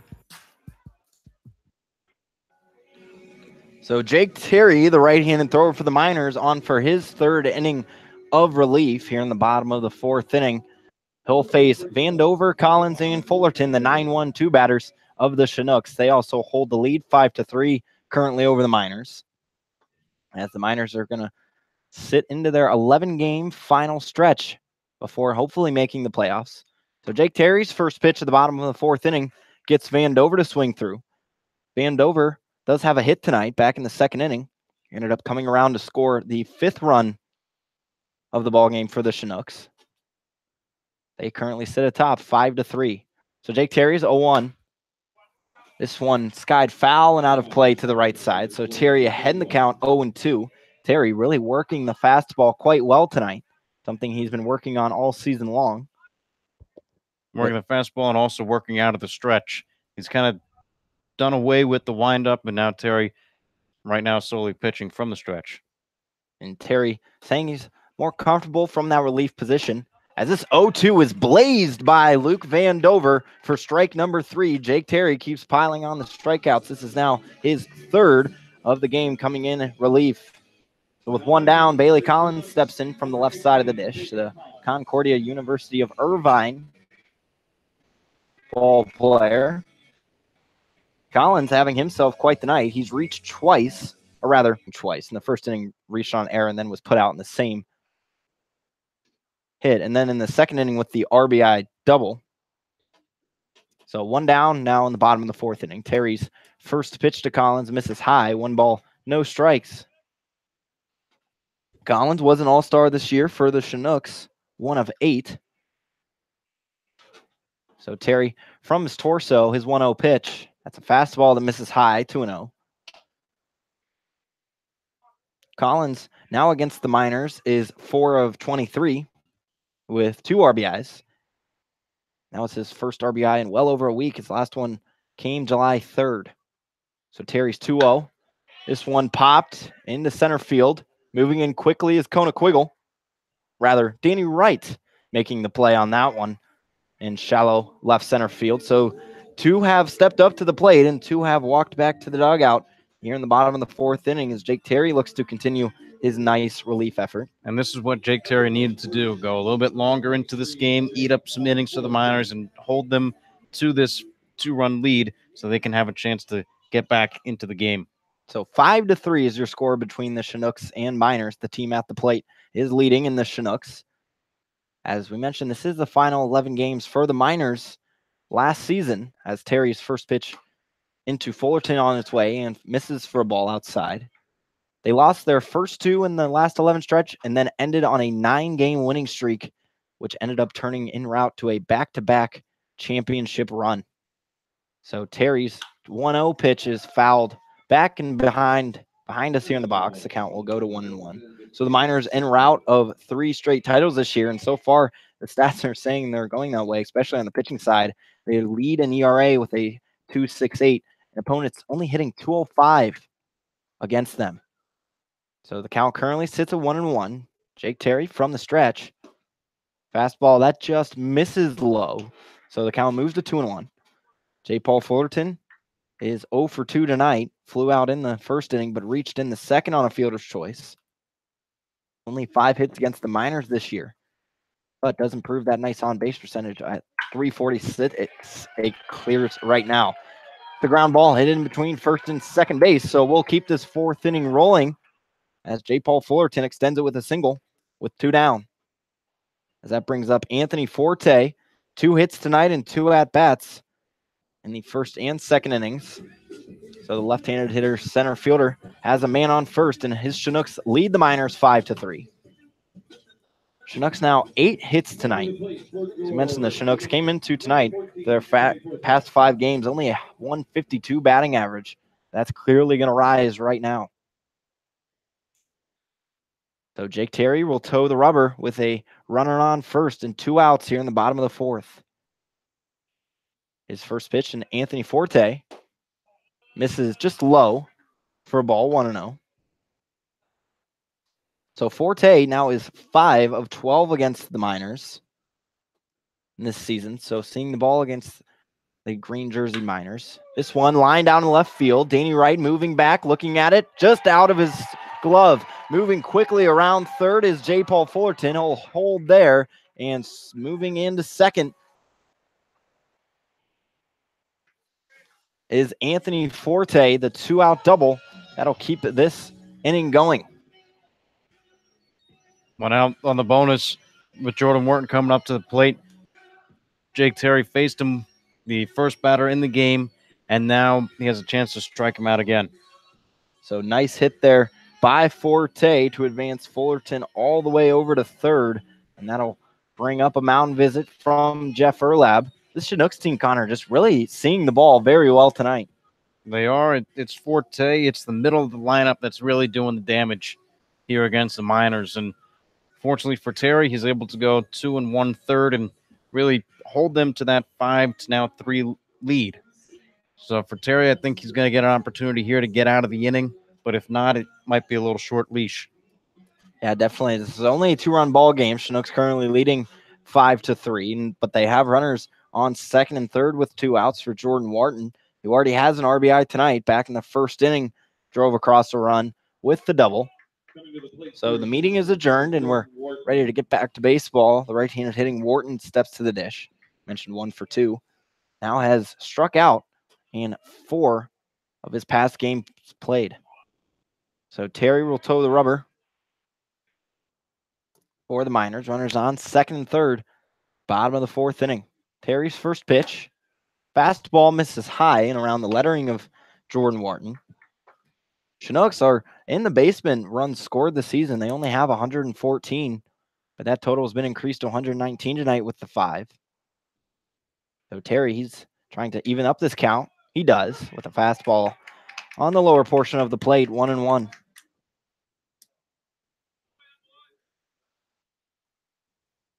As the Chinooks were actually on a 5-game losing streak before beating the Bucks in their previous game before the Scout Showcase. Terry's 1-1. That misses high. Pinarini has trouble handling it. It'll roll to the backstop, and coming in to score is J. Paul Fullerton. And the Chinooks will extend their lead over the Miners 6-3 in the bottom of the 4th inning. Real unfortunate there from Pino, just couldn't quite get a handle on it. No, couldn't get a handle. And also when you have a hard thrower like that, you got to get up just in time. The glove kind of was late trying to get up in the zone to get it, and that's what happened. Especially on a right-handed batter, sometimes the eye level gets lost. This one's fouled straight back, so Terry now has evened up the count at 2. And with 2 outs now in the bottom of the 4th inning, the Chinooks extend their lead. They lead 6-3 over the Miners. And they also try to improve to 9-7 here at Lee Jordan Field. Terry's 2-2. Swung on and missed by Jordan Wharton. Jake Terry works out of a jam with only 1 run given up. So the Miners will step up to the plate in the 5th inning, trailing the Chinooks 6-3 when we come back on Matsu Miners Radio.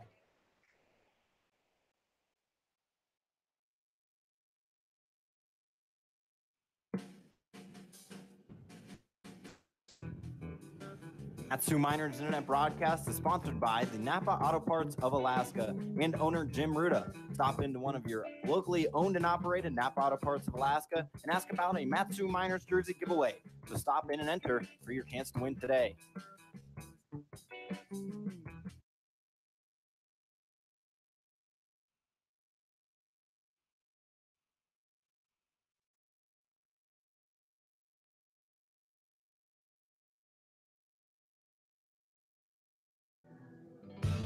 The Alaskan Railroad and Operation Lifesaver would like to remind our friends and neighbors when approaching a railroad crossing, always expect to train. Look, listen, live.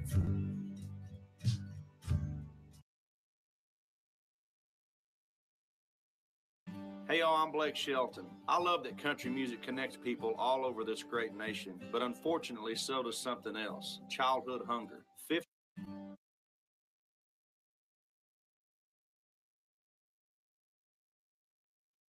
This is David Avitia from Grand Canyon University. I'm a catcher, and this is Matsu Miners Baseball. Welcome you into the 5th inning here at Lee Jordan Field. Chinooks lead the Miners 6-3 after they scored 1 off 2 hits in the bottom of the 4th inning. So Jared Ricklatus still on the rubber for the Chinooks. This will be his 5th inning of work if he can get through 3 outs. So he'll lead things off with Drew Swift, who takes a breaking pitch for strike 1. So Swifty tonight reached on a fielder's choice, tried to have a sacrifice bunt that didn't work in his favor, but ended up coming around to score the Miners' 2nd run. He takes another breaking pitch, this time for a ball. The count tied up at 1 with nobody out to the leadoff man, Drew Swift. Swift, talk about durability, has played in every game this season for the Matsu Miners, starting all of them at short except for 1. So he takes a fastball high and in, 2-1. And we are going to be joined now by a special guest, Ian Churchill. Ian, how are we doing tonight? Guys, I'm doing great. Just happy to be here. Well, glad to have you on air, Ian. As Drew Swift, he lines one out into center, but it'll have too much air under it. Forte will make the catch for out number 1. So it seems like we have some technical difficulties right now, but slowly but surely we'll get you We'll get you going, Ian. All right, I think we're good to go. So, so Eaton, right now you're leading the ABL in wins. How good does that feel? Feels pretty good. Just kind of happy to, help out the ball club. It's kind of the goal at the end of the day. First pitch into Chugiak-Eagle is fouled straight back, 0-1. And so, what are your thoughts so far on the Miners' offense tonight? Already scavenging 3 runs in just 4 innings. I think we were doing real well. Obviously, with the rain taking away our BP. Chugiak-Eagle bouncing one to second, throw to first in time for out number 2. Definitely a little unfortunate with the weather, but seems like we're putting bat to ball here, and we'll get a couple more hits across, and I think we'll give the Chinooks real challenge. Definitely. So what were your thoughts overall on the Scout Showcase and All-Star Weekend? How did it go from your perspective? I thought it was awesome. Guys who may have seen a little lack of playing time get in and be able to show their stuff to guys, and overall it was just great. Got to see some players that I've been maybe haven't seen enough of, and scouts got to get a look at everyone. As this 0-1 pitch into Caleb Van Blake will hit him on the foot. That is now the 9th time Caleb Van Blake has been hit this season, and the foot has been giving him problems. So he'll take a slow walk to first. And he's almost been a ball magnet, Ian. What has Caleb said around the clubhouse and locker room about it? He's really it's pretty funny. I mean, he jokes around about it, but I mean, he really is a ball magnet. I mean, whether it's, every pitcher, especially someone like the Chinooks pitcher tonight, who's been mostly locked in, seems like if one pitch ever goes awry, it's always at Caleb. So with 2 outs, Spencer Henson will step up to the dish from the right side. Caleb Van Blake on first due to the hit by pitch from Rick Latus, as the Miners try to pull to that 6-3 deficit a little closer here in the 5th. First pitch to Spencer Henson, hits him high in the back as he kind of grins over at the Miners dugout as he sprints to first. So 2 straight pitches in, and 2 have hit Miners batters. What does that take it from a pitcher's perspective, I guess, to go through what just happened? Well, I mean, missed with the breaking ball right there. That happens sometimes, arm side up, common problem with pitchers. Best thing you can do here is obviously just try and lock in and get back in. But it's going to be tough against Aaron Walters, who's been absolutely tearing it up before he went hitless in the prior 2 games. Before the All-Star break, had a 6-game hit streak where he hit .521 with 9 RBIs. So he has runners on first and second.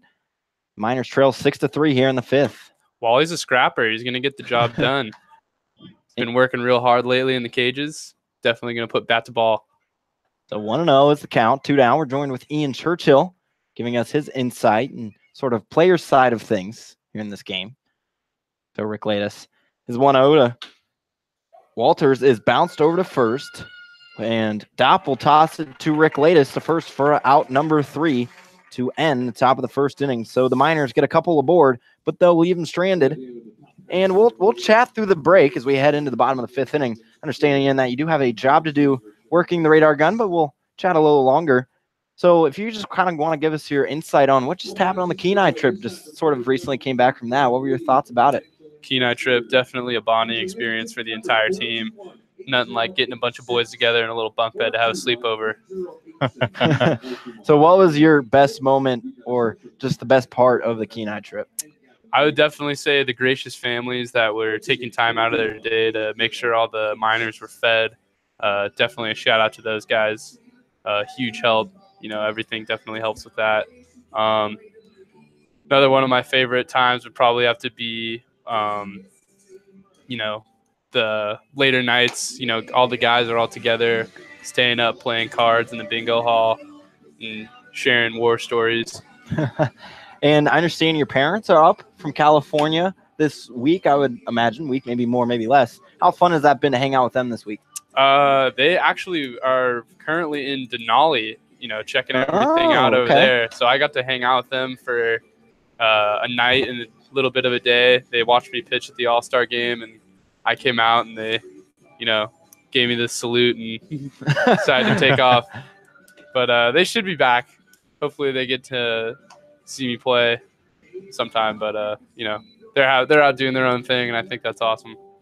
So it seems like we're going to enter the bottom of the 5th. And are you able to chat and velo this, Ian, or do you have to lock in? You know, my color commentary skills, I think, are good enough to where I can do both. Oh, all right. So he's going to do right. both. So we'll keep Ian Churchill on as Jake Terry toes the rubber here in the bottom of the 5th inning.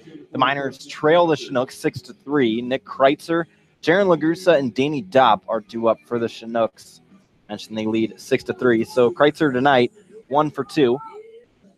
And what have you thought so far of Jake Terry's performance coming in relief? Jake's been awesome. You know, definitely got to show off during the exhibition games in front of the scouts, and I think he's really locked in as of late. He's just going to keep going off that. Terry's first pitch into Kreitzer misses away for ball 1. So 1-0 count with nobody out here in the bottom of the 5th inning. And Ian, you guys are leading a lot of in the statistical categories in pitching. What do you think's been the biggest reason for that? I think it's definitely one thing that, you know, not a lot of people like to bring up is that how close we are as a bullpen, I guess. And I know that definitely from the stands, you can see that with our cheers and jeers and such as that. But everyone's just kind of out there supporting each other, trying to get each other to be the best they can. As Jake Terry has missed on 3 straight pitches, Kreitzer has worked a 3-0 count. Nick Kreitzer has drawn 16 walks this season, so doing a nice job of being patient. We'll see what Terry offers up here. The 3-0's on its way. And another fastball that misses high. So Jake Terry walks Nick Kreitzer to be in the bottom of the 5th inning on 4 pitches. And you mentioned the celebrations out in the bullpen. What has been your favorite so far? You know, there's so many classics, whether it's the canoe, the roller coaster, you got the you got the barbell squat that we've seen. I don't know. There's just so many. Big fan, I think, of is it the Cupid Shuffle? Yeah. Big fan of the Cupid Shuffle at home games. Yeah, definitely some sellies that I'll be taking home to Santa Barbara and showing my boys. So Jaron Lagusa steps up to the dish. He bats from the right batter's box as Jake Terry misses yet again high and inside to Lagusa. Lagusa is 0 for 1 tonight, reached in the first inning on a walk. So this is the second time seeing Jake Terry, struck out the first time these two met. So Nick Kreitzer stands on first. Chinooks currently lead the Miners 6-3. Terry's fastball, this one hits 1-1. So we know Jake Terry's been kind of working on the command of that fastball. What have you seen tonight from it? You know, it definitely looks a lot more downhill and locked in. His velo's been up as well. And real awesome to see a guy like Terry do that. Guy's just been grinding lately to try and get better and get on top of his game. And it's really showing right now. This one towered into right field. Nick Brooks makes the catch for out number 1. So 1 down here in the bottom of the 5th inning. Chinooks lead the Miners 6-3. And that's going to bring up Danny Dopp, who bats from the right side of the dish. He's 1 for 2 tonight as well. So Dopp with 2 RBIs. And you mentioned sort of the bullpen and all the celebrations, and they deserve it. In 118 innings pitched and a 2.14 ERA. What do you have to think about those stats? Just a bunch of guys being dudes, Brad. That's all I can say. Terry's first pitch to Dopp has him swinging through, so 0-1 count. Home run derby just happened. Any surprises at you if you were able to tune in? No, yeah, I was there. I was watching it happen. You were in Washington, D.C.? Oh, never mind. No, not that one. Talking about the Miners one. Oh, okay. Yeah. Definitely. Yeah, we'll talk about the ABL home run derby. You know, talking about the important one. Yeah, obviously. Right? Yeah. Yeah, Bryce Harper who, right? Yeah, exactly. Yeah, I never liked that guy. So Dom swings through another fastball from Jake Terry. He's down on the count 0-2. Terry set from his waist. His 0-2. That misses in the turf. That gets by Pinerini into the backstop. So Kreitzer will advance to second on that passed ball. And now the Chinooks with a runner in scoring position. They do hold the 6-3 advantage as Terry into his 3rd inning of work. And Ian, what of the keys and goals have you guys discussed in the clubhouse? What's it going to take to get to that 3rd straight title? It's going to take teamwork and, you know, guys who maybe haven't, you know, stepped up to the plate, so to speak. And, you know, someone's going to have to come up and, you know, really start doing well for the club. But, you know, I think we're starting to see that with guys like Danny Wright, you know, just been doing really well right now, and Terry, who are just having real good performances right now. And I think they're all going to come together, and I think we're going to try our hardest to get that title. Speaking of Jake Terry, he gets Danny Dopp swinging on the high heat. So we have 2 outs here in the bottom of the 5th inning. Miners currently trailing 6-3. Gregory Ozuna steps up to the dish. He's one of the few Chinooks that has yet to have a hit, 0 for 2 tonight. So batting from the right side of the dish, the Chinooks with a runner in scoring position. Chinooks with 9 hits tonight. So Terry's first offering to Ozuna has him swinging through. And Ian, you mentioned the velo was up this game. What was his top? So far, his top's at 93 miles per hour. As you can see, Terry's also doing a very good job of locating the ball up and down, keeping that ball up and getting real good passes by the batters. Terry looks in, kicks, and delivers. This 0-1 fouled off and out of play to the right side. So Terry, yet again, ahead in the count, 0-2. Terry and really doing a nice job getting ahead in counts early with the fastball. It's definitely the thing about pitching, get on top of guys as quick as you can and, be able to put them away with your nasty break and stuff like Terry has. So Terry, long look in. Now comes set for his 0-2. 2 down, bottom of the 5th inning. His pitch. This one a chopper over to short. Drew Swift backs up. It hits the runner, so that'll be the 3rd out. Nick Kreitzer will be recorded as the 3rd out of this inning. So Jake Terry, after walking the leadoff batter, gets 3 in a row to end this 5th inning. The Miners still trailing 6-3. And Ian, any final thoughts and any final shout-outs? I know you have a lot of fans in Santa Barbara. Definitely shout out to all the SB Lokes out there. They know who they are. Another interesting fact is, as a guy who may take some pitches off while doing velo chart, sorry, Jeff Erlab, I'm locked in right now. So hopefully I'll be able to keep doing this while I keep doing commentary. All right, well, thanks, Ian. Greatly appreciate you coming on, and we'll have the 6th inning for you on Matsu Miners Radio when we come back.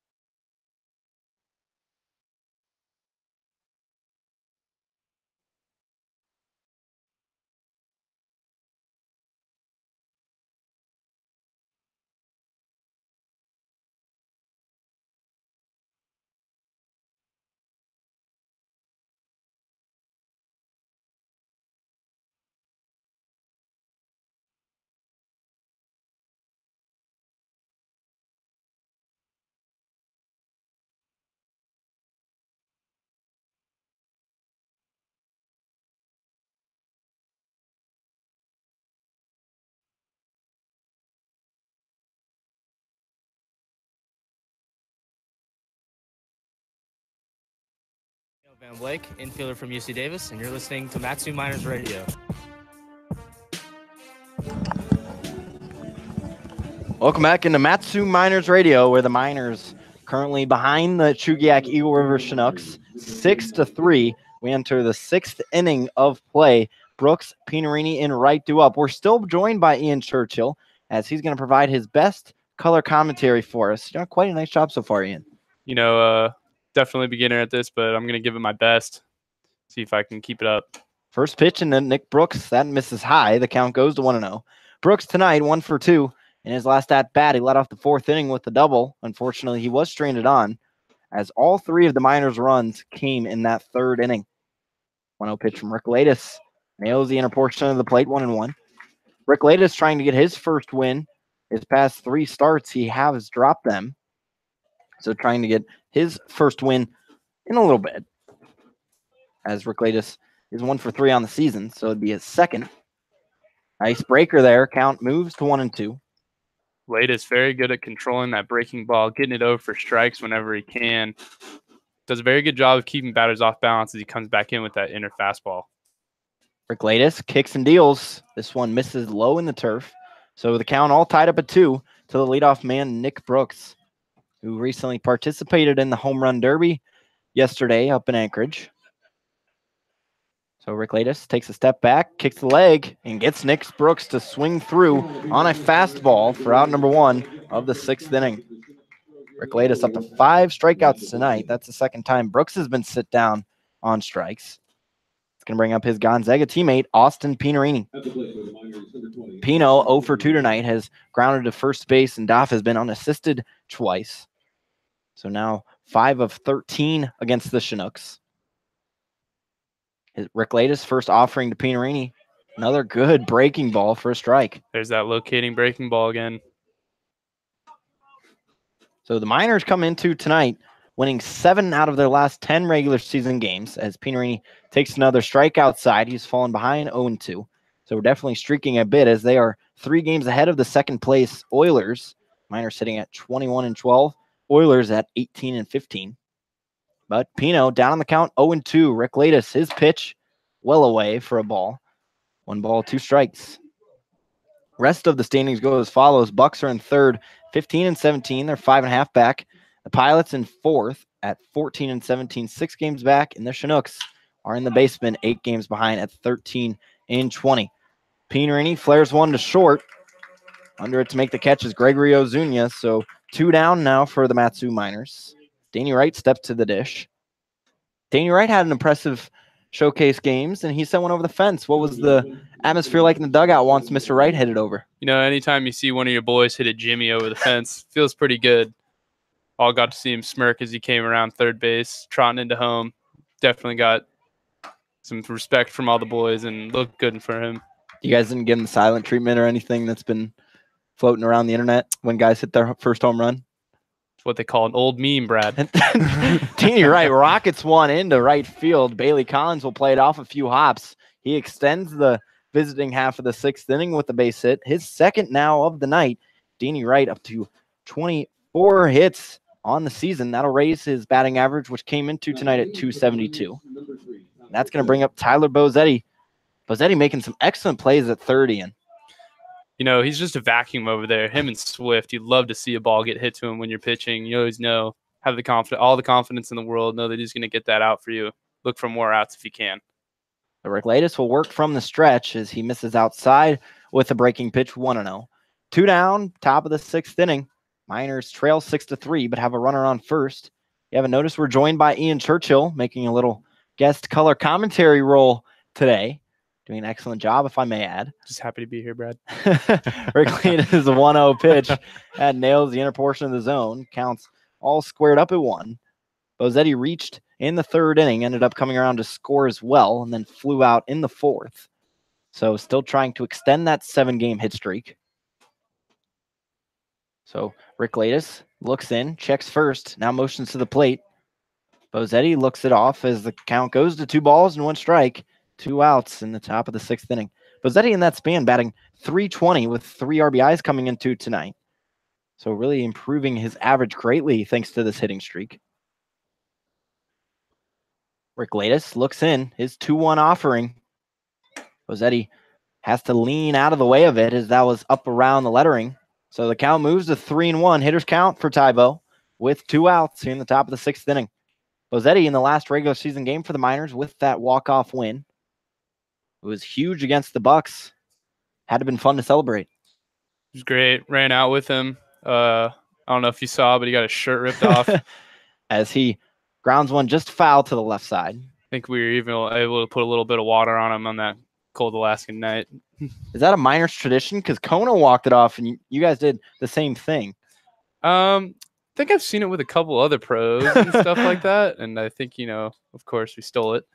But you know, that's basically all baseball is no original thoughts, just someone else. The count is full with 2 outs here in the top of the 6th inning. Rick Latus deals into Bozzetti. He hits one high in the air to left. Moving back is Largusa. Looking at it, this one is gone. Tyler Bozzetti with a 2-run shot to bring the Miners within 1 run here in the top of the 6th inning. What do you think about that one, Ian? God, you just love to see one of your boys hit a Jimmy over the wall like that. And especially for Tyler Bozzetti, his first of the season. What a way to extend your your hitting streak up to 8. That fires me up, brother.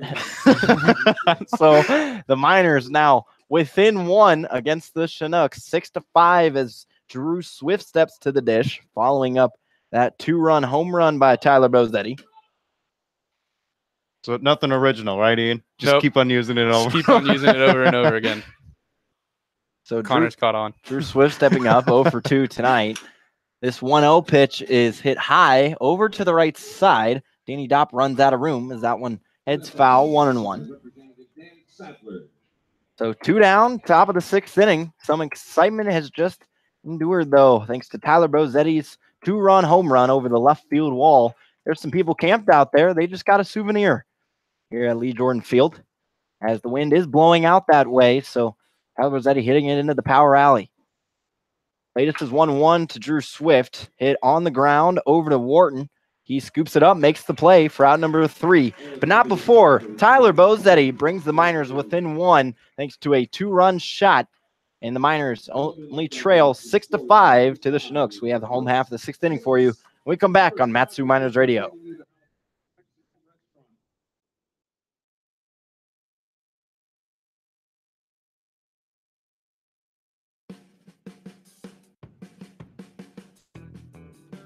Mat-Su Miners Internet broadcast is sponsored by the Napa Auto Parts of Alaska and owner Jim Ruda. Stop into one of your locally owned and operated Napa Auto Parts of Alaska and ask about a Mat-Su Miners jersey giveaway.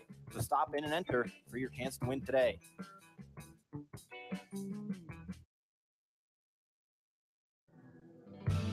Alaska Railroad and Operation Lifesaver would like to remind our friends and neighbors when approaching a railroad crossing, always expect a train. Look, listen, live.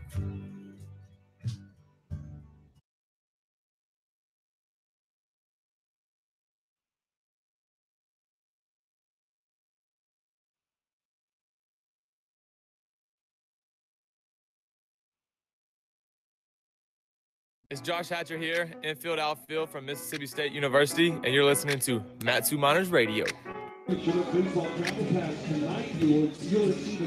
So we just saw our game's first home run thanks to Tyler Bozetti. His 2-run blast brought the Miners within run. The score is 6-5 as we enter the bottom of the 6th inning. Jake Terry still on the mound working in relief for the Miners.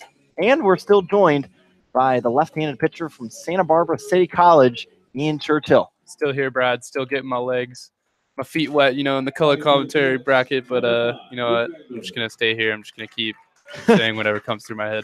You might replace me if you keep this up, Ian. We're gonna have to maybe some changes made if you keep this wonderful. Definitely been colorful. I'll give you that. So 9-1-2 batters due up here in the bottom of the 6th inning. Vandover steps to the dish from the right side. He's 1 for 2 tonight with a base hit back in the 2nd inning. So Jake Terry really working that fastball tonight. That one's a strike on the lower inside corner. As the Chinooks haven't scored since the 4th inning. And the Miners scoring in the 3rd and 6th. But they've scored 3 and 2. It's a fastball that misses high, 1-1. Terry doing a great job of keeping the fastball low, but then elevating it when he needs to, changing the batter's eye level. And, he's going to really get those swing and misses now, as you can see. So Jake Terry misses inside. As long as he doesn't hit him. Yeah, seriously. Almost hitting Vandover. And actually, Jake Terry has gone 5 innings once this year.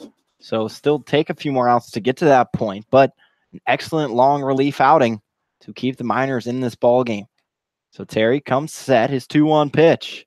Misses in the turf. So he's fallen behind to Luke Vandover, 3-1.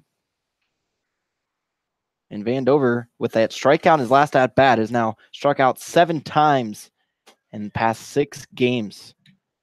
So Terry, who's behind the count 3-1, offers up this pitch.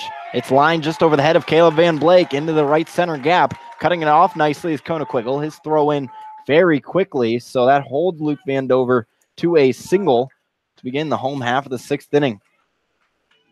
Vandover really saw that pitch nicely and had a nice line drive swing. A lot of line drives from the Chinooks tonight.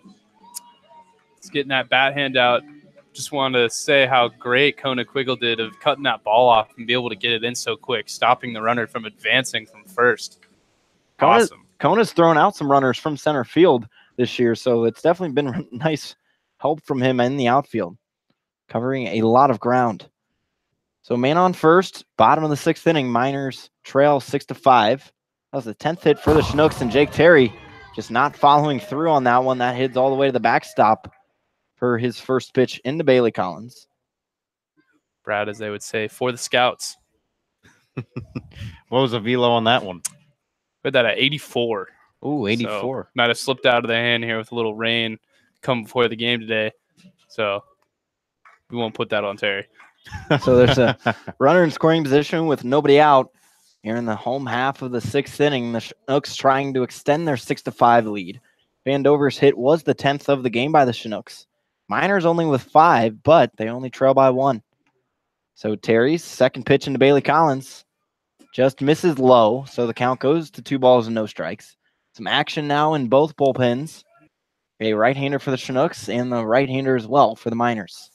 Looks like Malachi Emmons is on the mound for the Miners. Terry's 2-0. Fouled back and out of play, so offers up a strike to Bailey Collins. Collins tonight, 1 for 3, has reached in the, with that RBI double in the 2nd inning, where the Chinooks brought across a run in that 2nd inning. So 6-5 is your score, as the rain seems to be holding off. About an hour before the game, it was definitely raining down pretty hard. So Jake Terry's 2-1. This one a rocket into right field, taking a few steps back and making the catch is Nick Brooks. Vandover on his horse from 2nd to 3rd, so he'll only be 90 feet away from scoring, but the Miners do get the first out here in the bottom of the 6th inning. So J. Paul Fullerton steps to the dish. He tries to provide the Chinooks 7th run. They currently lead 6-5, and Ben Taylor will take a quick mound visit. Seems like we may have a change of pitching. So as he takes the slow walk, runner on 3rd for the Chinooks.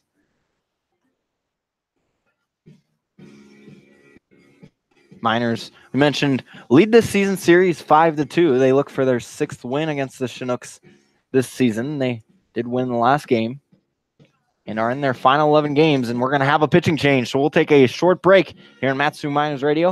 When we come back, we'll introduce the new pitcher for the Miners as they trail 6-5 in the bottom of the 6th inning.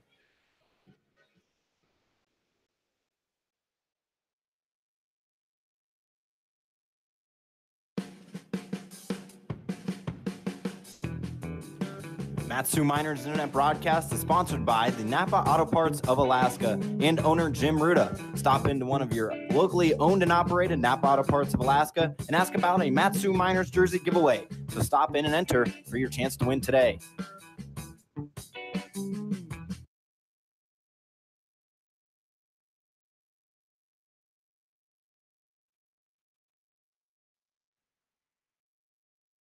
Hey y'all, I'm Blake Shelton. I love that country music connects people all over this great nation, but unfortunately so does something else, childhood hunger. 15 million children struggle with hunger in America. That's why the Feeding America nationwide network of food banks works to rescue our surplus food to help provide billions of meals to families in need across the country. Join the fight against hunger at feedingamerica.org. Together, we can solve hunger. Together, we're Feeding America. Brought to you by Feeding America and the Ad Council.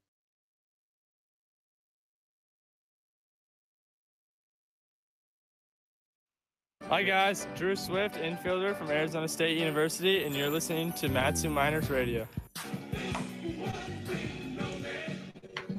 So the new pitcher for the Matsu Miners is right-handed thrower out of New Mexico, Malachi Emmons. And before we get to Malachi, we got to discuss Jake Terry's numbers. 4 innings pitched, allowing only 3 hits and only 1 run so far. The runner on 3rd is his responsibility. Only walked around and struck out 5, so definitely an excellent relief appearance for Mr. Terry on short notice. So Malachi, who steps onto the rubbers and through 12 2/3 innings pitched in 11 appearances, has a ERA of 2.84 and has struck out more than 1 batter in 8 of his 11 appearances, 23 on the season, Ian. Yeah, Mally definitely coming up with that big breaker of his. It's definitely his best pitch. Comes down like a hammer. You'll probably see that a couple times tonight as he uses it a lot. Love to see it. Definitely seen Mal come up clutch from many times, and with the runner on 3rd, definitely going to see him battle with these Chinook batters. Should be a good, fun one to watch. So Chinooks currently lead the Miners 6-5. We are in the bottom of the 6th inning. There is 1 out, but the Chinooks have a runner on 3rd. That is of Luke Vandover, who just reached after Bailey Collins flew out. So that's going to bring up J. Paul Fullerton, steps from the left side of the dish. He does have a hit tonight. So Emmons' first pitch is a fastball as the infield for the Miners moves in. So Emmond, who works from the stretch, comes set, chest high, lowers the glove just a tad. So that 0-1, a breaking pitch that misses outside. Count goes to 1-1. So Fullerton does have 3 RBIs against the Miners this season. Like to add to that total right now, 7 total on the season. So Emmons 1-1 offering. Yet another breaker. This one hits the outside portion of the plate to the left-handed hitting Fullerton. And Malachi's ahead in the count 1-2. Last time we saw Malachi was on July 8th, where he went an inning and a third, scoreless relief effort. But his 1-2 pitch, this one a rocket one-hopper to Drew Swift, looks off the runner. Strong throw to first. Nice play from the shortstop as Malachi Emmond comes in and delivers an out for the Miners via a 6-3 put out. Well, when the infield is in, the one guy you want the ball to go to is Drew Swift. And over the last couple days, Swift, with the infield in, has gotten 2 chances and has been 2 for 2 throughout a runner earlier on, and now he just gets the easy out at first. Like I've said before, that guy's a vacuum out there. Loves looking for outs. It's great for a pitcher. So Sure, Mau loves that. The infield moves back now with 2 outs as Anthony Forte steps to the dish. He is 3 for 3 tonight. Had 2 RBIs on his double, or rather, came in to score the game's first run in the first inning. So he looks at a ball 1-0. 2 down, bottom of the 6th inning. Chinooks lead 6-5. They have a runner on third base. So Emmons 1-0. Nice breaker. It's in there for a strike, 1-1. Is a plan for Malachi just to give every batter he sees a healthy dose of sliders? You know, can't say that isn't his game plan, but good chance. Yeah. Emmons 1-1 pitch and misses outside 2-1. So Forte now has, is now 6 hits against the Miners, so 6 of 13. Seeing the ball quite nicely. Has 18 RBIs on the season, the All-Star. Looks to deliver one now. Malachi kicks and deals. On a nice pitch. The count is now all tied up at 2. As Emmond looking for his 24th strikeout of the season. Mentioned Malachi has struck out more than one batter in 8 occasions out of his 11 appearances. So he comes set. His 2-2's on the way. Just dribbled foul to the left side off the bat of Anthony Forte. So Forte, the 3rd minor pitcher we've seen tonight. Mentioned Jake Terry, excellent relief appearance as the Miners trail the Chinooks 6-5. So Emmond ready from this stretch. This 2-2 is lined just over the head of Tyler Bozetti. That's going to soar into left field.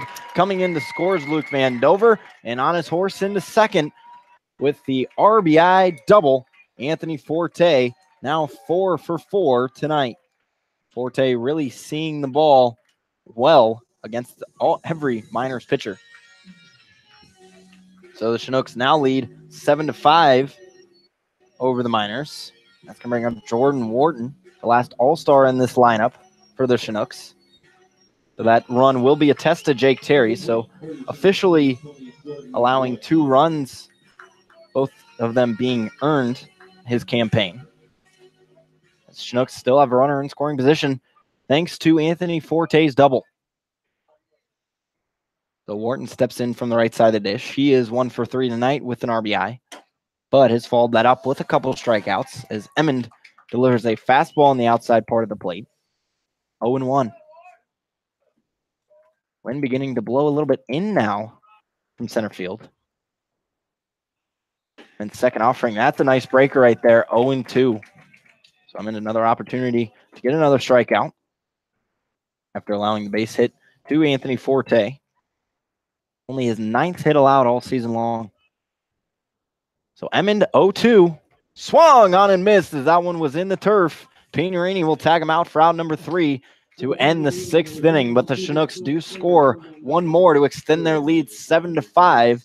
And we head into the final 3 innings where I'll toss it back over to my partner, Connor Mills, on Matsu Miners Radio.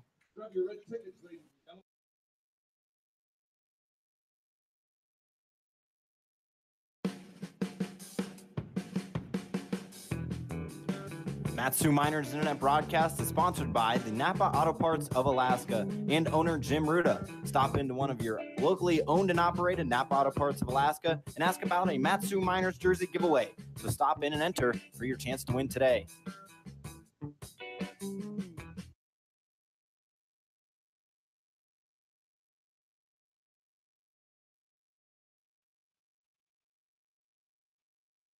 Hey y'all, I'm Blake Shelton. I love that country music connects people all over this great nation, but unfortunately so does something else, childhood hunger. 15 million children struggle with hunger in America. That's why the Feeding America nationwide network of food banks works to rescue our surplus food to help provide billions of meals to families in need across the country. Join the fight against hunger at feedingamerica.org. Together, we can solve hunger. Together, we're Feeding America. Brought to you by Feeding America and the Ad Council.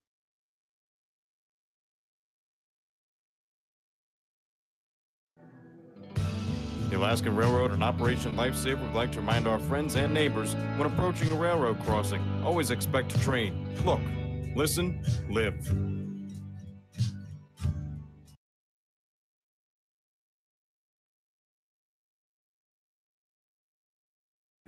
This is Chugiak-Eagle, outfield infield from Grand Canyon University, and you're listening to Matsu Miners Radio. It's the top of the 7th inning between the Matsu Miners and the Chugiak-Eagle River Chinooks. The Chinooks lead 7-5. With us here is Connor Mills, Brad Walker, and joined by Ian Churchill. Leading things off is Chugiak-Eagle, who's 1 for 3 on the day. Jared Reclatus was a starter in this game for the Chinooks. Now on the mound is Brian Pope coming in for relief. Reclatus 6 innings pitched, allowed 5 hits, 5 runs, only 4 are earned. No walks and 5 strikeouts as Brian Pope's first pitch misses outside to Chugiak-Eagle. Pope from Leonardo Ranch, California, and California Baptist University, 6'1", 190 pounds, where he was a sophomore as 1-0 was on the way. Swung on. This one's hit well out into left field. Moving towards the line is left fielder Largusa, who makes the catch for the first out here in the top of the 7th. So Chugiak-Eagle retired on a F7. As now we'll see Caleb Van Blake, who was hit by a pitch his last time up. Back to Brian Pope, the pitcher for the Chinooks. A 4.66 ERA, 1 win, 2 losses. Has appeared in 7 games, started 5 of them. Has a line drive right over the first base bag and into right field. Van Blake grounding first, but he'll hold. It's a 1-out single here on the top of the 7th for Caleb Van Blake. And due to it raining before the game, that outfield grass is not turf. It's really catching the ball anytime it goes there, and it's not getting a lot of roll. So Van Blake on first with a 1-out single. Spencer Henson coming to the dish. And to finish up on Brian Pope, the 4.66 ERA, 27 innings pitched, 17 strikeouts to 5 walks, has allowed 34 hits, make it 35 with Van Blake's.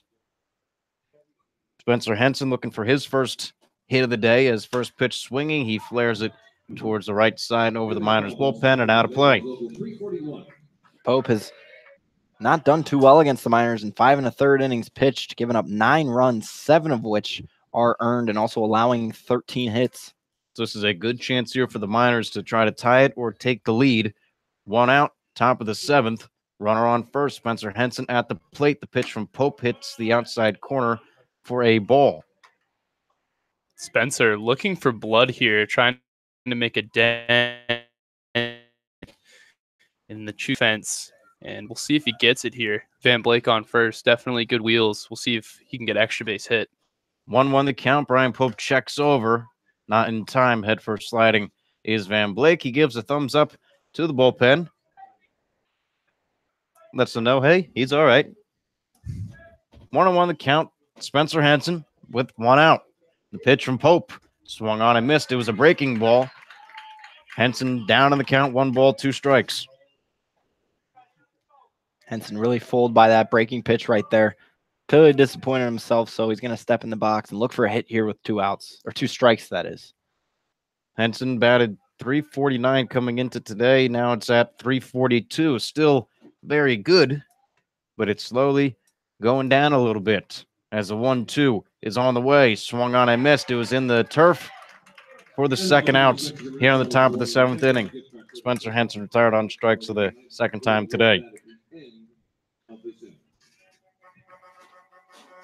First strikeout on the day for Brian Pope is now Aaron Walters, the first baseman, will stand in from the left side. Walters also looking for his first hit on the day. Grounded out to shortstop, grounded out to second, and then grounded out to first. Pope checks over. Van Bleek backsliding. Aaron Walters batting .266 with an 0 for 3 today as he'll look to get on the hit train. First pitch misses low and away for ball 1. Walters looking to end a bit of a drought right now. It would come at a great time as the Miners would like to score sooner rather than later with this 2-run deficit. The 1-0 swung on and fouled straight back. 1 ball and 1 strike. Last time Brian Pope was out on the mound came on July 10th, 6 days ago. He got the loss as only went a third of an inning, allowed 1 run. It was earned 2 hits, 2 walks in 5 batters faced. So Brian Pope, as he checks back over to Van Blake. 2 outs here on the top of the 7th inning. The Chinooks 7, the Miners 5. Aaron Walters at the plate. Brian Pope coming in relief of Jared Reclatus, looking to preserve a decision for him. Outfield straight away against Aaron Walters, as he's known to have some pop to the opposite fields. The 1-1 swung on and found straight back and over the press box. 1 ball, 2 strikes, and 2 outs in the top of the 7th. Miners trail by 2. Should Walters be able to get on base, Nick Brooks will be the man up next. No action going in either bullpen. Count to Walters, 1-2, and Van Blake just kind of takes 1 step back, and he's smiling at himself right now. Not too far off the bag. Literally has 1 foot on the bag with Pope on the rubber.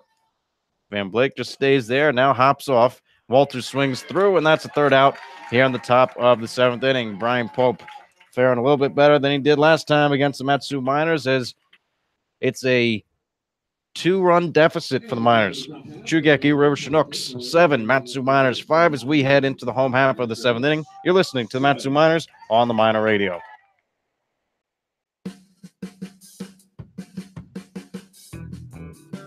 Mat-Su Miners Internet broadcast is sponsored by the Napa Auto Parts of Alaska and owner Jim Ruda. Stop into one of your locally owned and operated Napa Auto Parts of Alaska and ask about a Mat-Su Miners jersey giveaway. So stop in and enter for your chance to win today.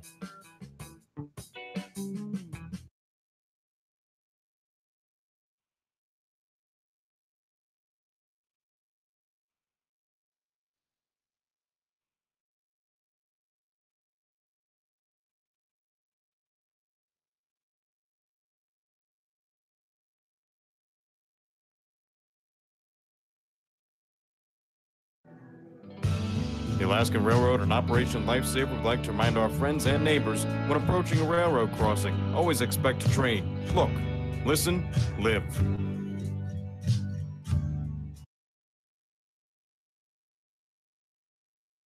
Hey, I'm Tyler Bassetti. I'm from Nevada, Reno, and you're listening to Mat-Su Miners Baseball. 7-5. Chugiak-Eagle River Chinooks over the Mat-Su Miners. Malachi Emmond coming in for his 2nd inning of relief, who relieved Jake Terry. Final numbers on Terry: 4 innings, allowed 3 hits, 2 runs, both were earned, had a walk and 5 strikeouts. Terry doing his job, a nice job as of that, where he came in to relieve Denver McQuarrie, who was a starter of the game. Nick Kreitzer, Jerron Largusa, and Danny Dopp all due up here in the bottom of the 7th. Kreitzer, 1 for 2 on the day as he takes a slider in for a called strike.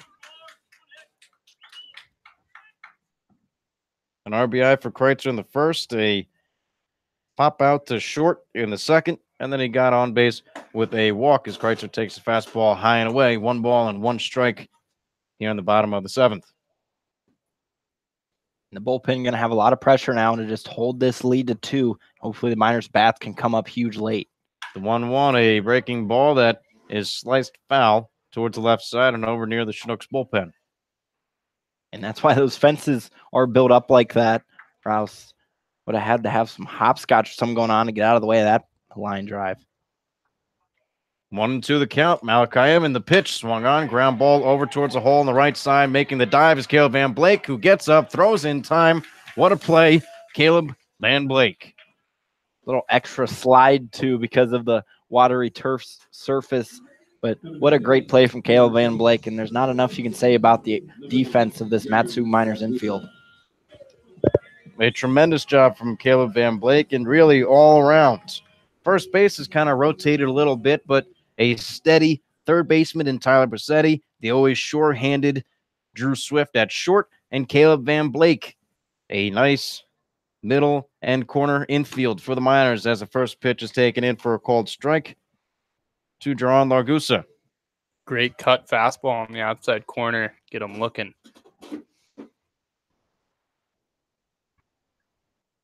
The 0-1 on the way, a breaking ball that misses outside. 1 ball, 1 strike, 1 away, bottom of the 7th inning. And once again, if you haven't noticed, Ian Churchill still joining us here in the booth.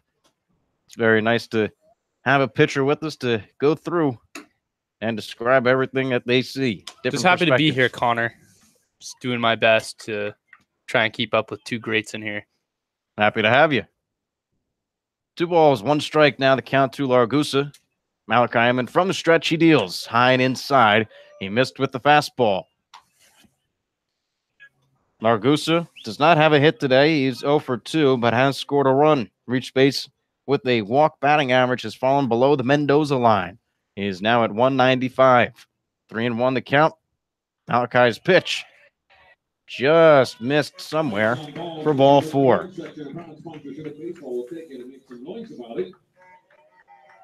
Slider might have been just a little low or inside, but nonetheless, they'll bring up Danny Dopp.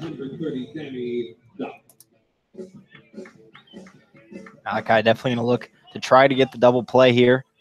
I mean, interesting to see if he changes the way he pitches, as he mostly is a strikeout dominant kind of guy.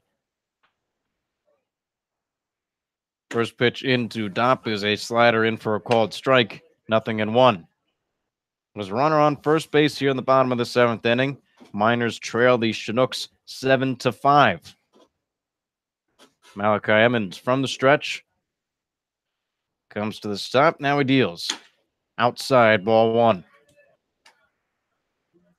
For the Chinooks, 7 runs on 11 hits. 1 error. For the Miners, 5 runs on 6 hits and an error of their own. 1-1 the count into Danny Dopp. The pitch from Malachi is a slider that misses low. 2-1.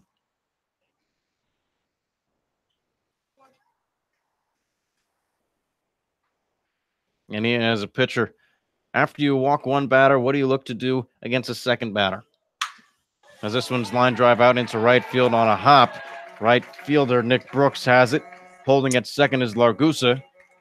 And now, obviously not on the list is give up a hit.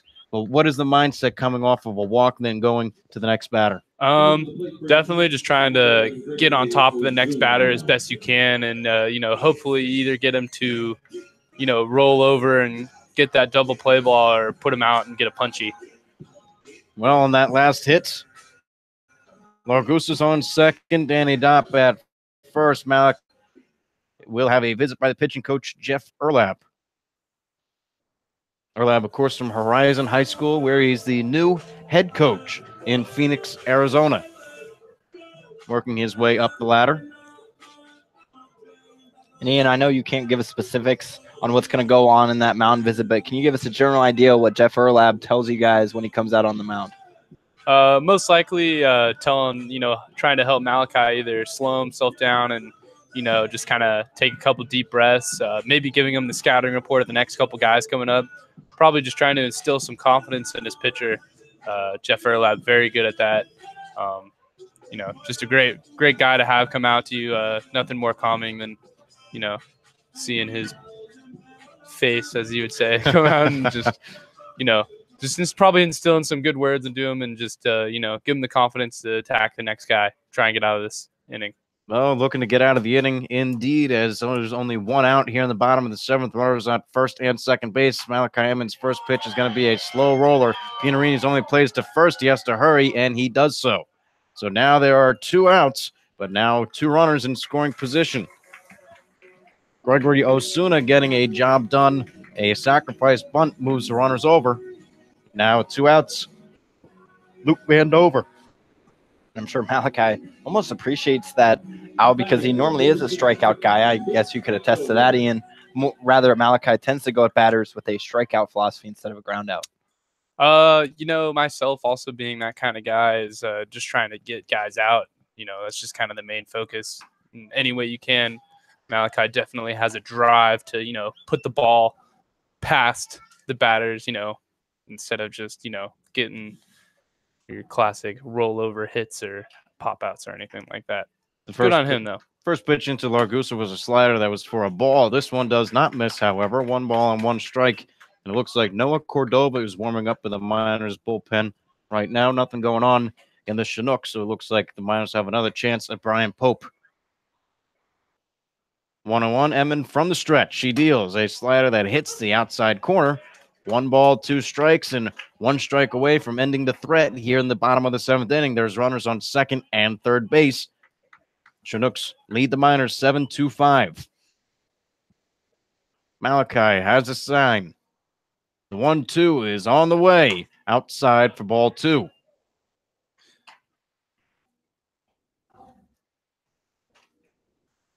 Two and 2 the count now. Malachi Emmon pitching into Luke Vandover. Vandover 1 for 3 on the day. As a pitch, swung on and missed strike 3. He got him. Malachi Emmon gets the job done here in the bottom of the 7th inning. He preserves a 7-5 deficit as the Miners look to tie it or take the lead in the top of the 8th inning. It's the Chinooks 7, the Miners 5. You're listening to the Mat-Su Miners on the Miner Radio.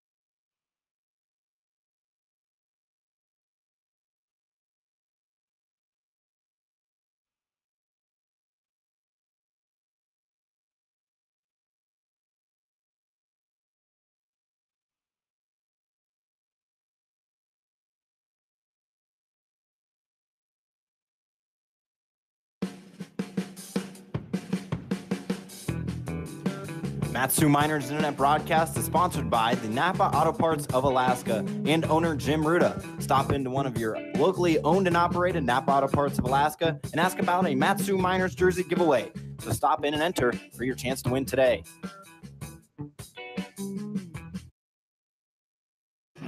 What's up, guys? This is Spencer Henson, infielder at Oral Roberts University, and you're listening to Mat-Su Miners Radio. 9:15 here in Chugiak, Alaska. At Lee Jordan Field, Connor Mills, Brad Walker, and Ian Churchill all with you on the broadcast. Nick Brooks will start things off as the Miners look to climb a mountain. They are down two runs, score 7-5. Chugiak over the Mat-Su Miners. First pitch misses for a ball from Brian Pope into Nick Brooks. Brooks had a double today, but has struck out twice as he... Whoa, my goodness. That was what a play from Brian Pope on the follow-through. He catches the line drive off of Nick Brooks. Unbelievable. That is a Sports Center top 10 play if I've ever seen one with my own eyes. That was just unbelievable. Churchill As a pitcher, a line drive right back at you, and you catch it on the follow-through? You know, closing your eyes and just hoping to God that thing doesn't hit you is definitely what goes through your mind when you get a ball tattooed back at you. Just trying not to have Rawlings baseball put on your head backwards. Well, that will knock the wind out of any sail. That momentum might be favoring the Miners, as there's one out here in the top of the 8th inning. First pitch into Austin Pinarini was for a ball. I think someone had to pick Nick Brooks' jaw off the ground as he was just in awe of that play. Second pitch is fouled back towards the left side and out of play. 1 ball, 1 strike, and 1 out. And we all know how hard Nick Brooks hits a ball just to get a glove on it. Tremendous play from Brian Pope as now he finds the inside portion of the strike zone. Austin Pinarini behind in the count, 1 ball, 2 strikes. And for Pino, looking to put the ball where nobody is at. He's 0 for 3 today. As 1-2 is taken, curveball high and away, 2-2.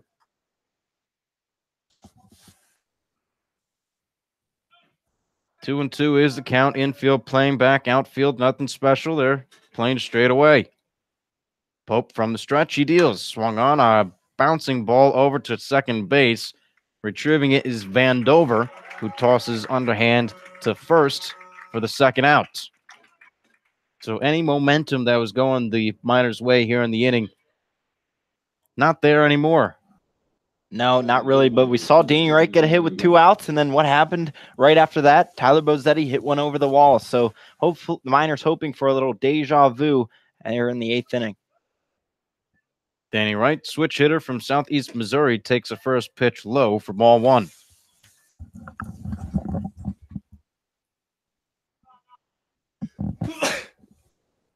One another count. The pitch from Pope swung on a miss by Danny Wright. 1 ball and 1 strike now. 2 away here in the top of the 8th inning with the Miners trailing the Chinooks 7-5. Danny Wright looking to have a 2-out rally as this pitch from Pope misses high and away, 2-1. Danny really having a nice day today. Those 2 hits, nice to see him start to break out of his shell once again, much like he was in the beginning of the season. 2-1 pitch is swung on and missed. Danny Wright now has a count at 2-2. And for Wright now raises his batting average to .286 on the season. So that is slowly climbing. At one point, he was in the top 7 at the ABL, has since cooled off, but is now picking up steam as the 2-2 from Pope is swung on and missed. Strike 3. Danny Wright goes down on strikes. Tyler Bozzetti will lead things off in the top of the 9th inning, but before then, there's a bottom of the 8th inning. It's the Chugiak-Eagle River Chinooks 7, the Matsu Miners 5, and we'll be right back here on Matsu Miners Radio.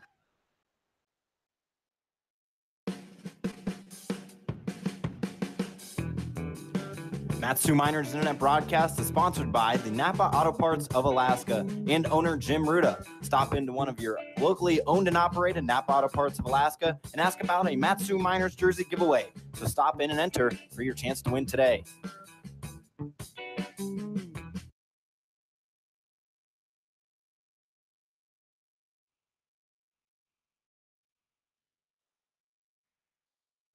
This is Mario Andretti. You know me as a race car driver, but I'm also a Meals on Wheels volunteer. I've raced against the sport's biggest personalities, but I've never met more vibrant, amazing people than the seniors served by Meals on Wheels. You can make a difference by dropping off a hot meal and saying a quick hello. So, America, let's do lunch. Volunteer your lunch break at americaletsdolunch.org. This message brought to you by Meals on Wheels America and the Ad Council.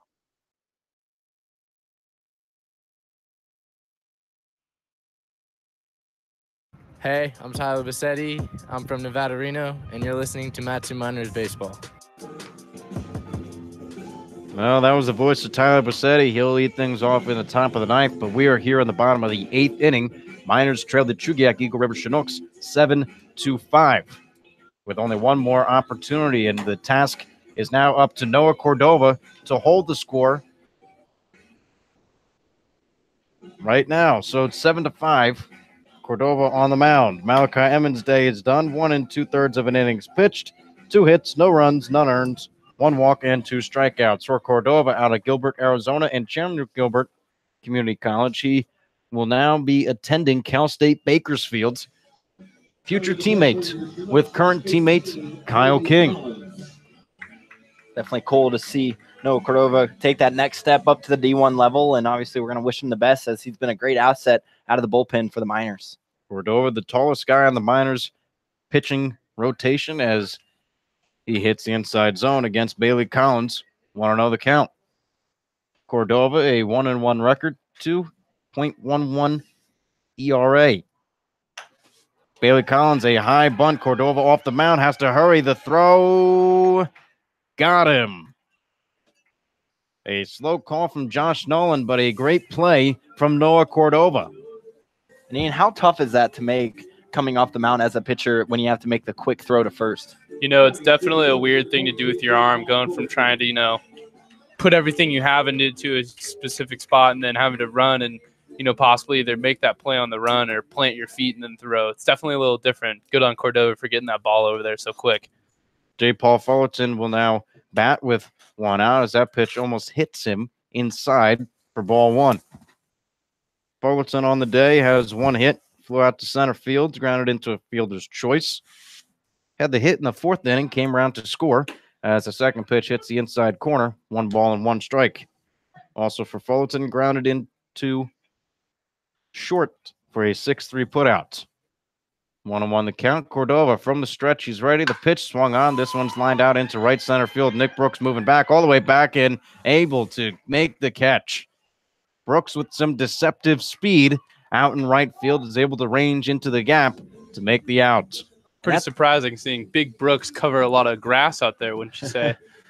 Yeah, definitely. I think that's been the name of the game for the Miners all season long is speed. A lot of small ball, and then in the defensive side of things, they're really ranging over quite well, no matter what it be, a ground ball or a fly ball. 2 outs here in the bottom of the 8th inning for Noah Cordova as he looks to keep the score 7-5. Miners one more chance to win this in the top of the 9th as the first pitch is in for a called strike on Anthony Forte. And Forte, Cordova will look to retire him for the first time. A double, a single, another double, and oh yeah, another double as Drew Swift spinning, turning, and made the play. Wow. Ground ball up the middle. Drew Swift ranging into the hole and makes the play. Unbelievable defense for the Matsu Miners here in the bottom of the 8th inning as they'll look to tie or win the game in the top of the 9th. You're listening to the Matsu Miners on the Miner Radio.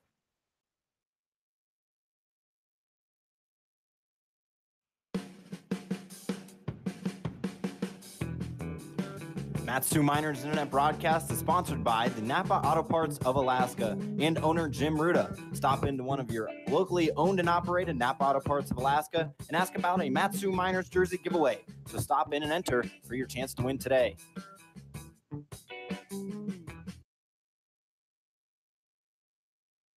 This is Mario Andretti.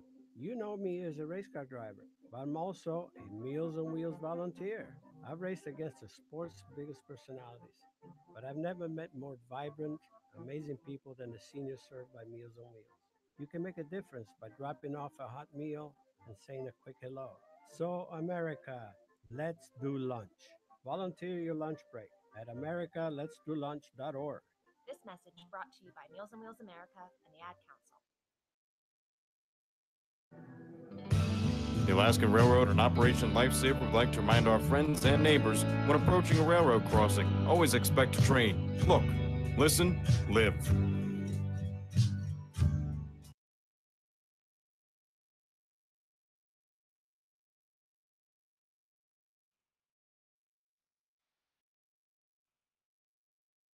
You know what really gets a party started? Indoor baseball. Yeah, just find a broom or a pool cue, and you can use like anything as a ball. Cans, bottles, shoes. Hey bro, toss me that avocado. Most party fouls are pretty dumb, but if you decide to drink and drive underage, you could lose your license and your freedom. Underage drinking and driving, the ultimate party foul. Learn more at ultimatepartyfoul.org. Brought to you by the National Highway Traffic Safety Administration and the Ad Council. This is Aaron Walters from Texas A&M University. I'm a catcher, infielder, and you're listening to Matsu Miners Radio.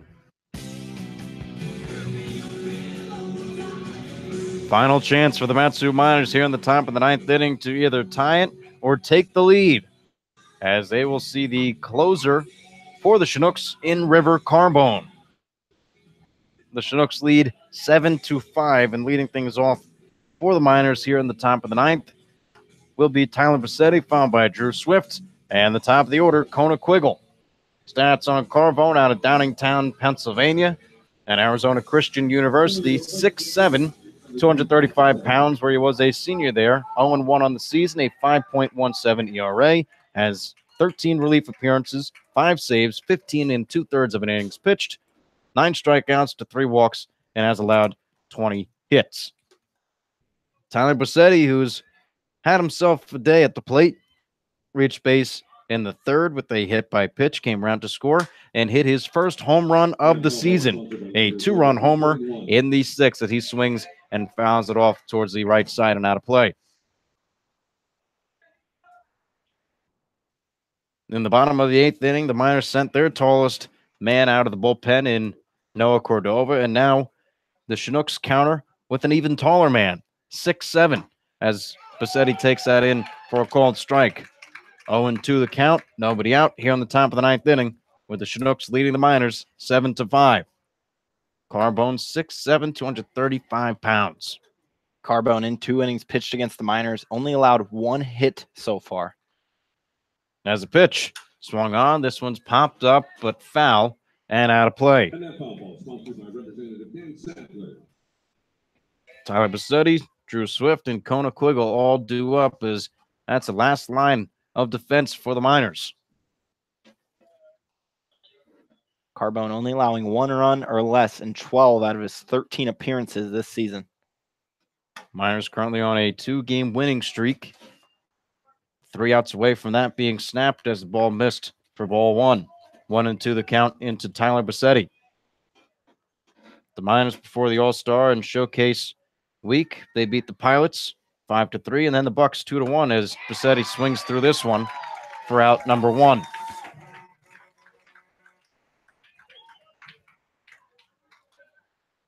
River Carbone comes into the game, gets a strikeout of Tyler Bassetti, and now Drew Swift at the plate. Swift in search for his first hit today, grounded into a fielder's choice, but came around to score in the 3rd. Flew out to center field back in the 5th, and in the 6th, had a 5-3 put out, a ground out to 3rd. As first pitch from Carbone into Swift, he's swinging a high chopper over to Gregory Osuna at short. The throw in time. The Miners down to their final outs here in the top of the 9th inning at Lee Jordan Field in Chugiak, Alaska. We've seen Conan be clutch a few times this year for the Miners, walking it off once, and then before Tyler Bassetti walked it off, he had the big double in the bottom of the 9th, so he looks to continue that clutch status right now because the Miners really need it. Chugiak-Eagle, who had a hit in the 3rd, 1 for 4 on the evening. River Carbone, the first pitch is taken inside and low for ball 1.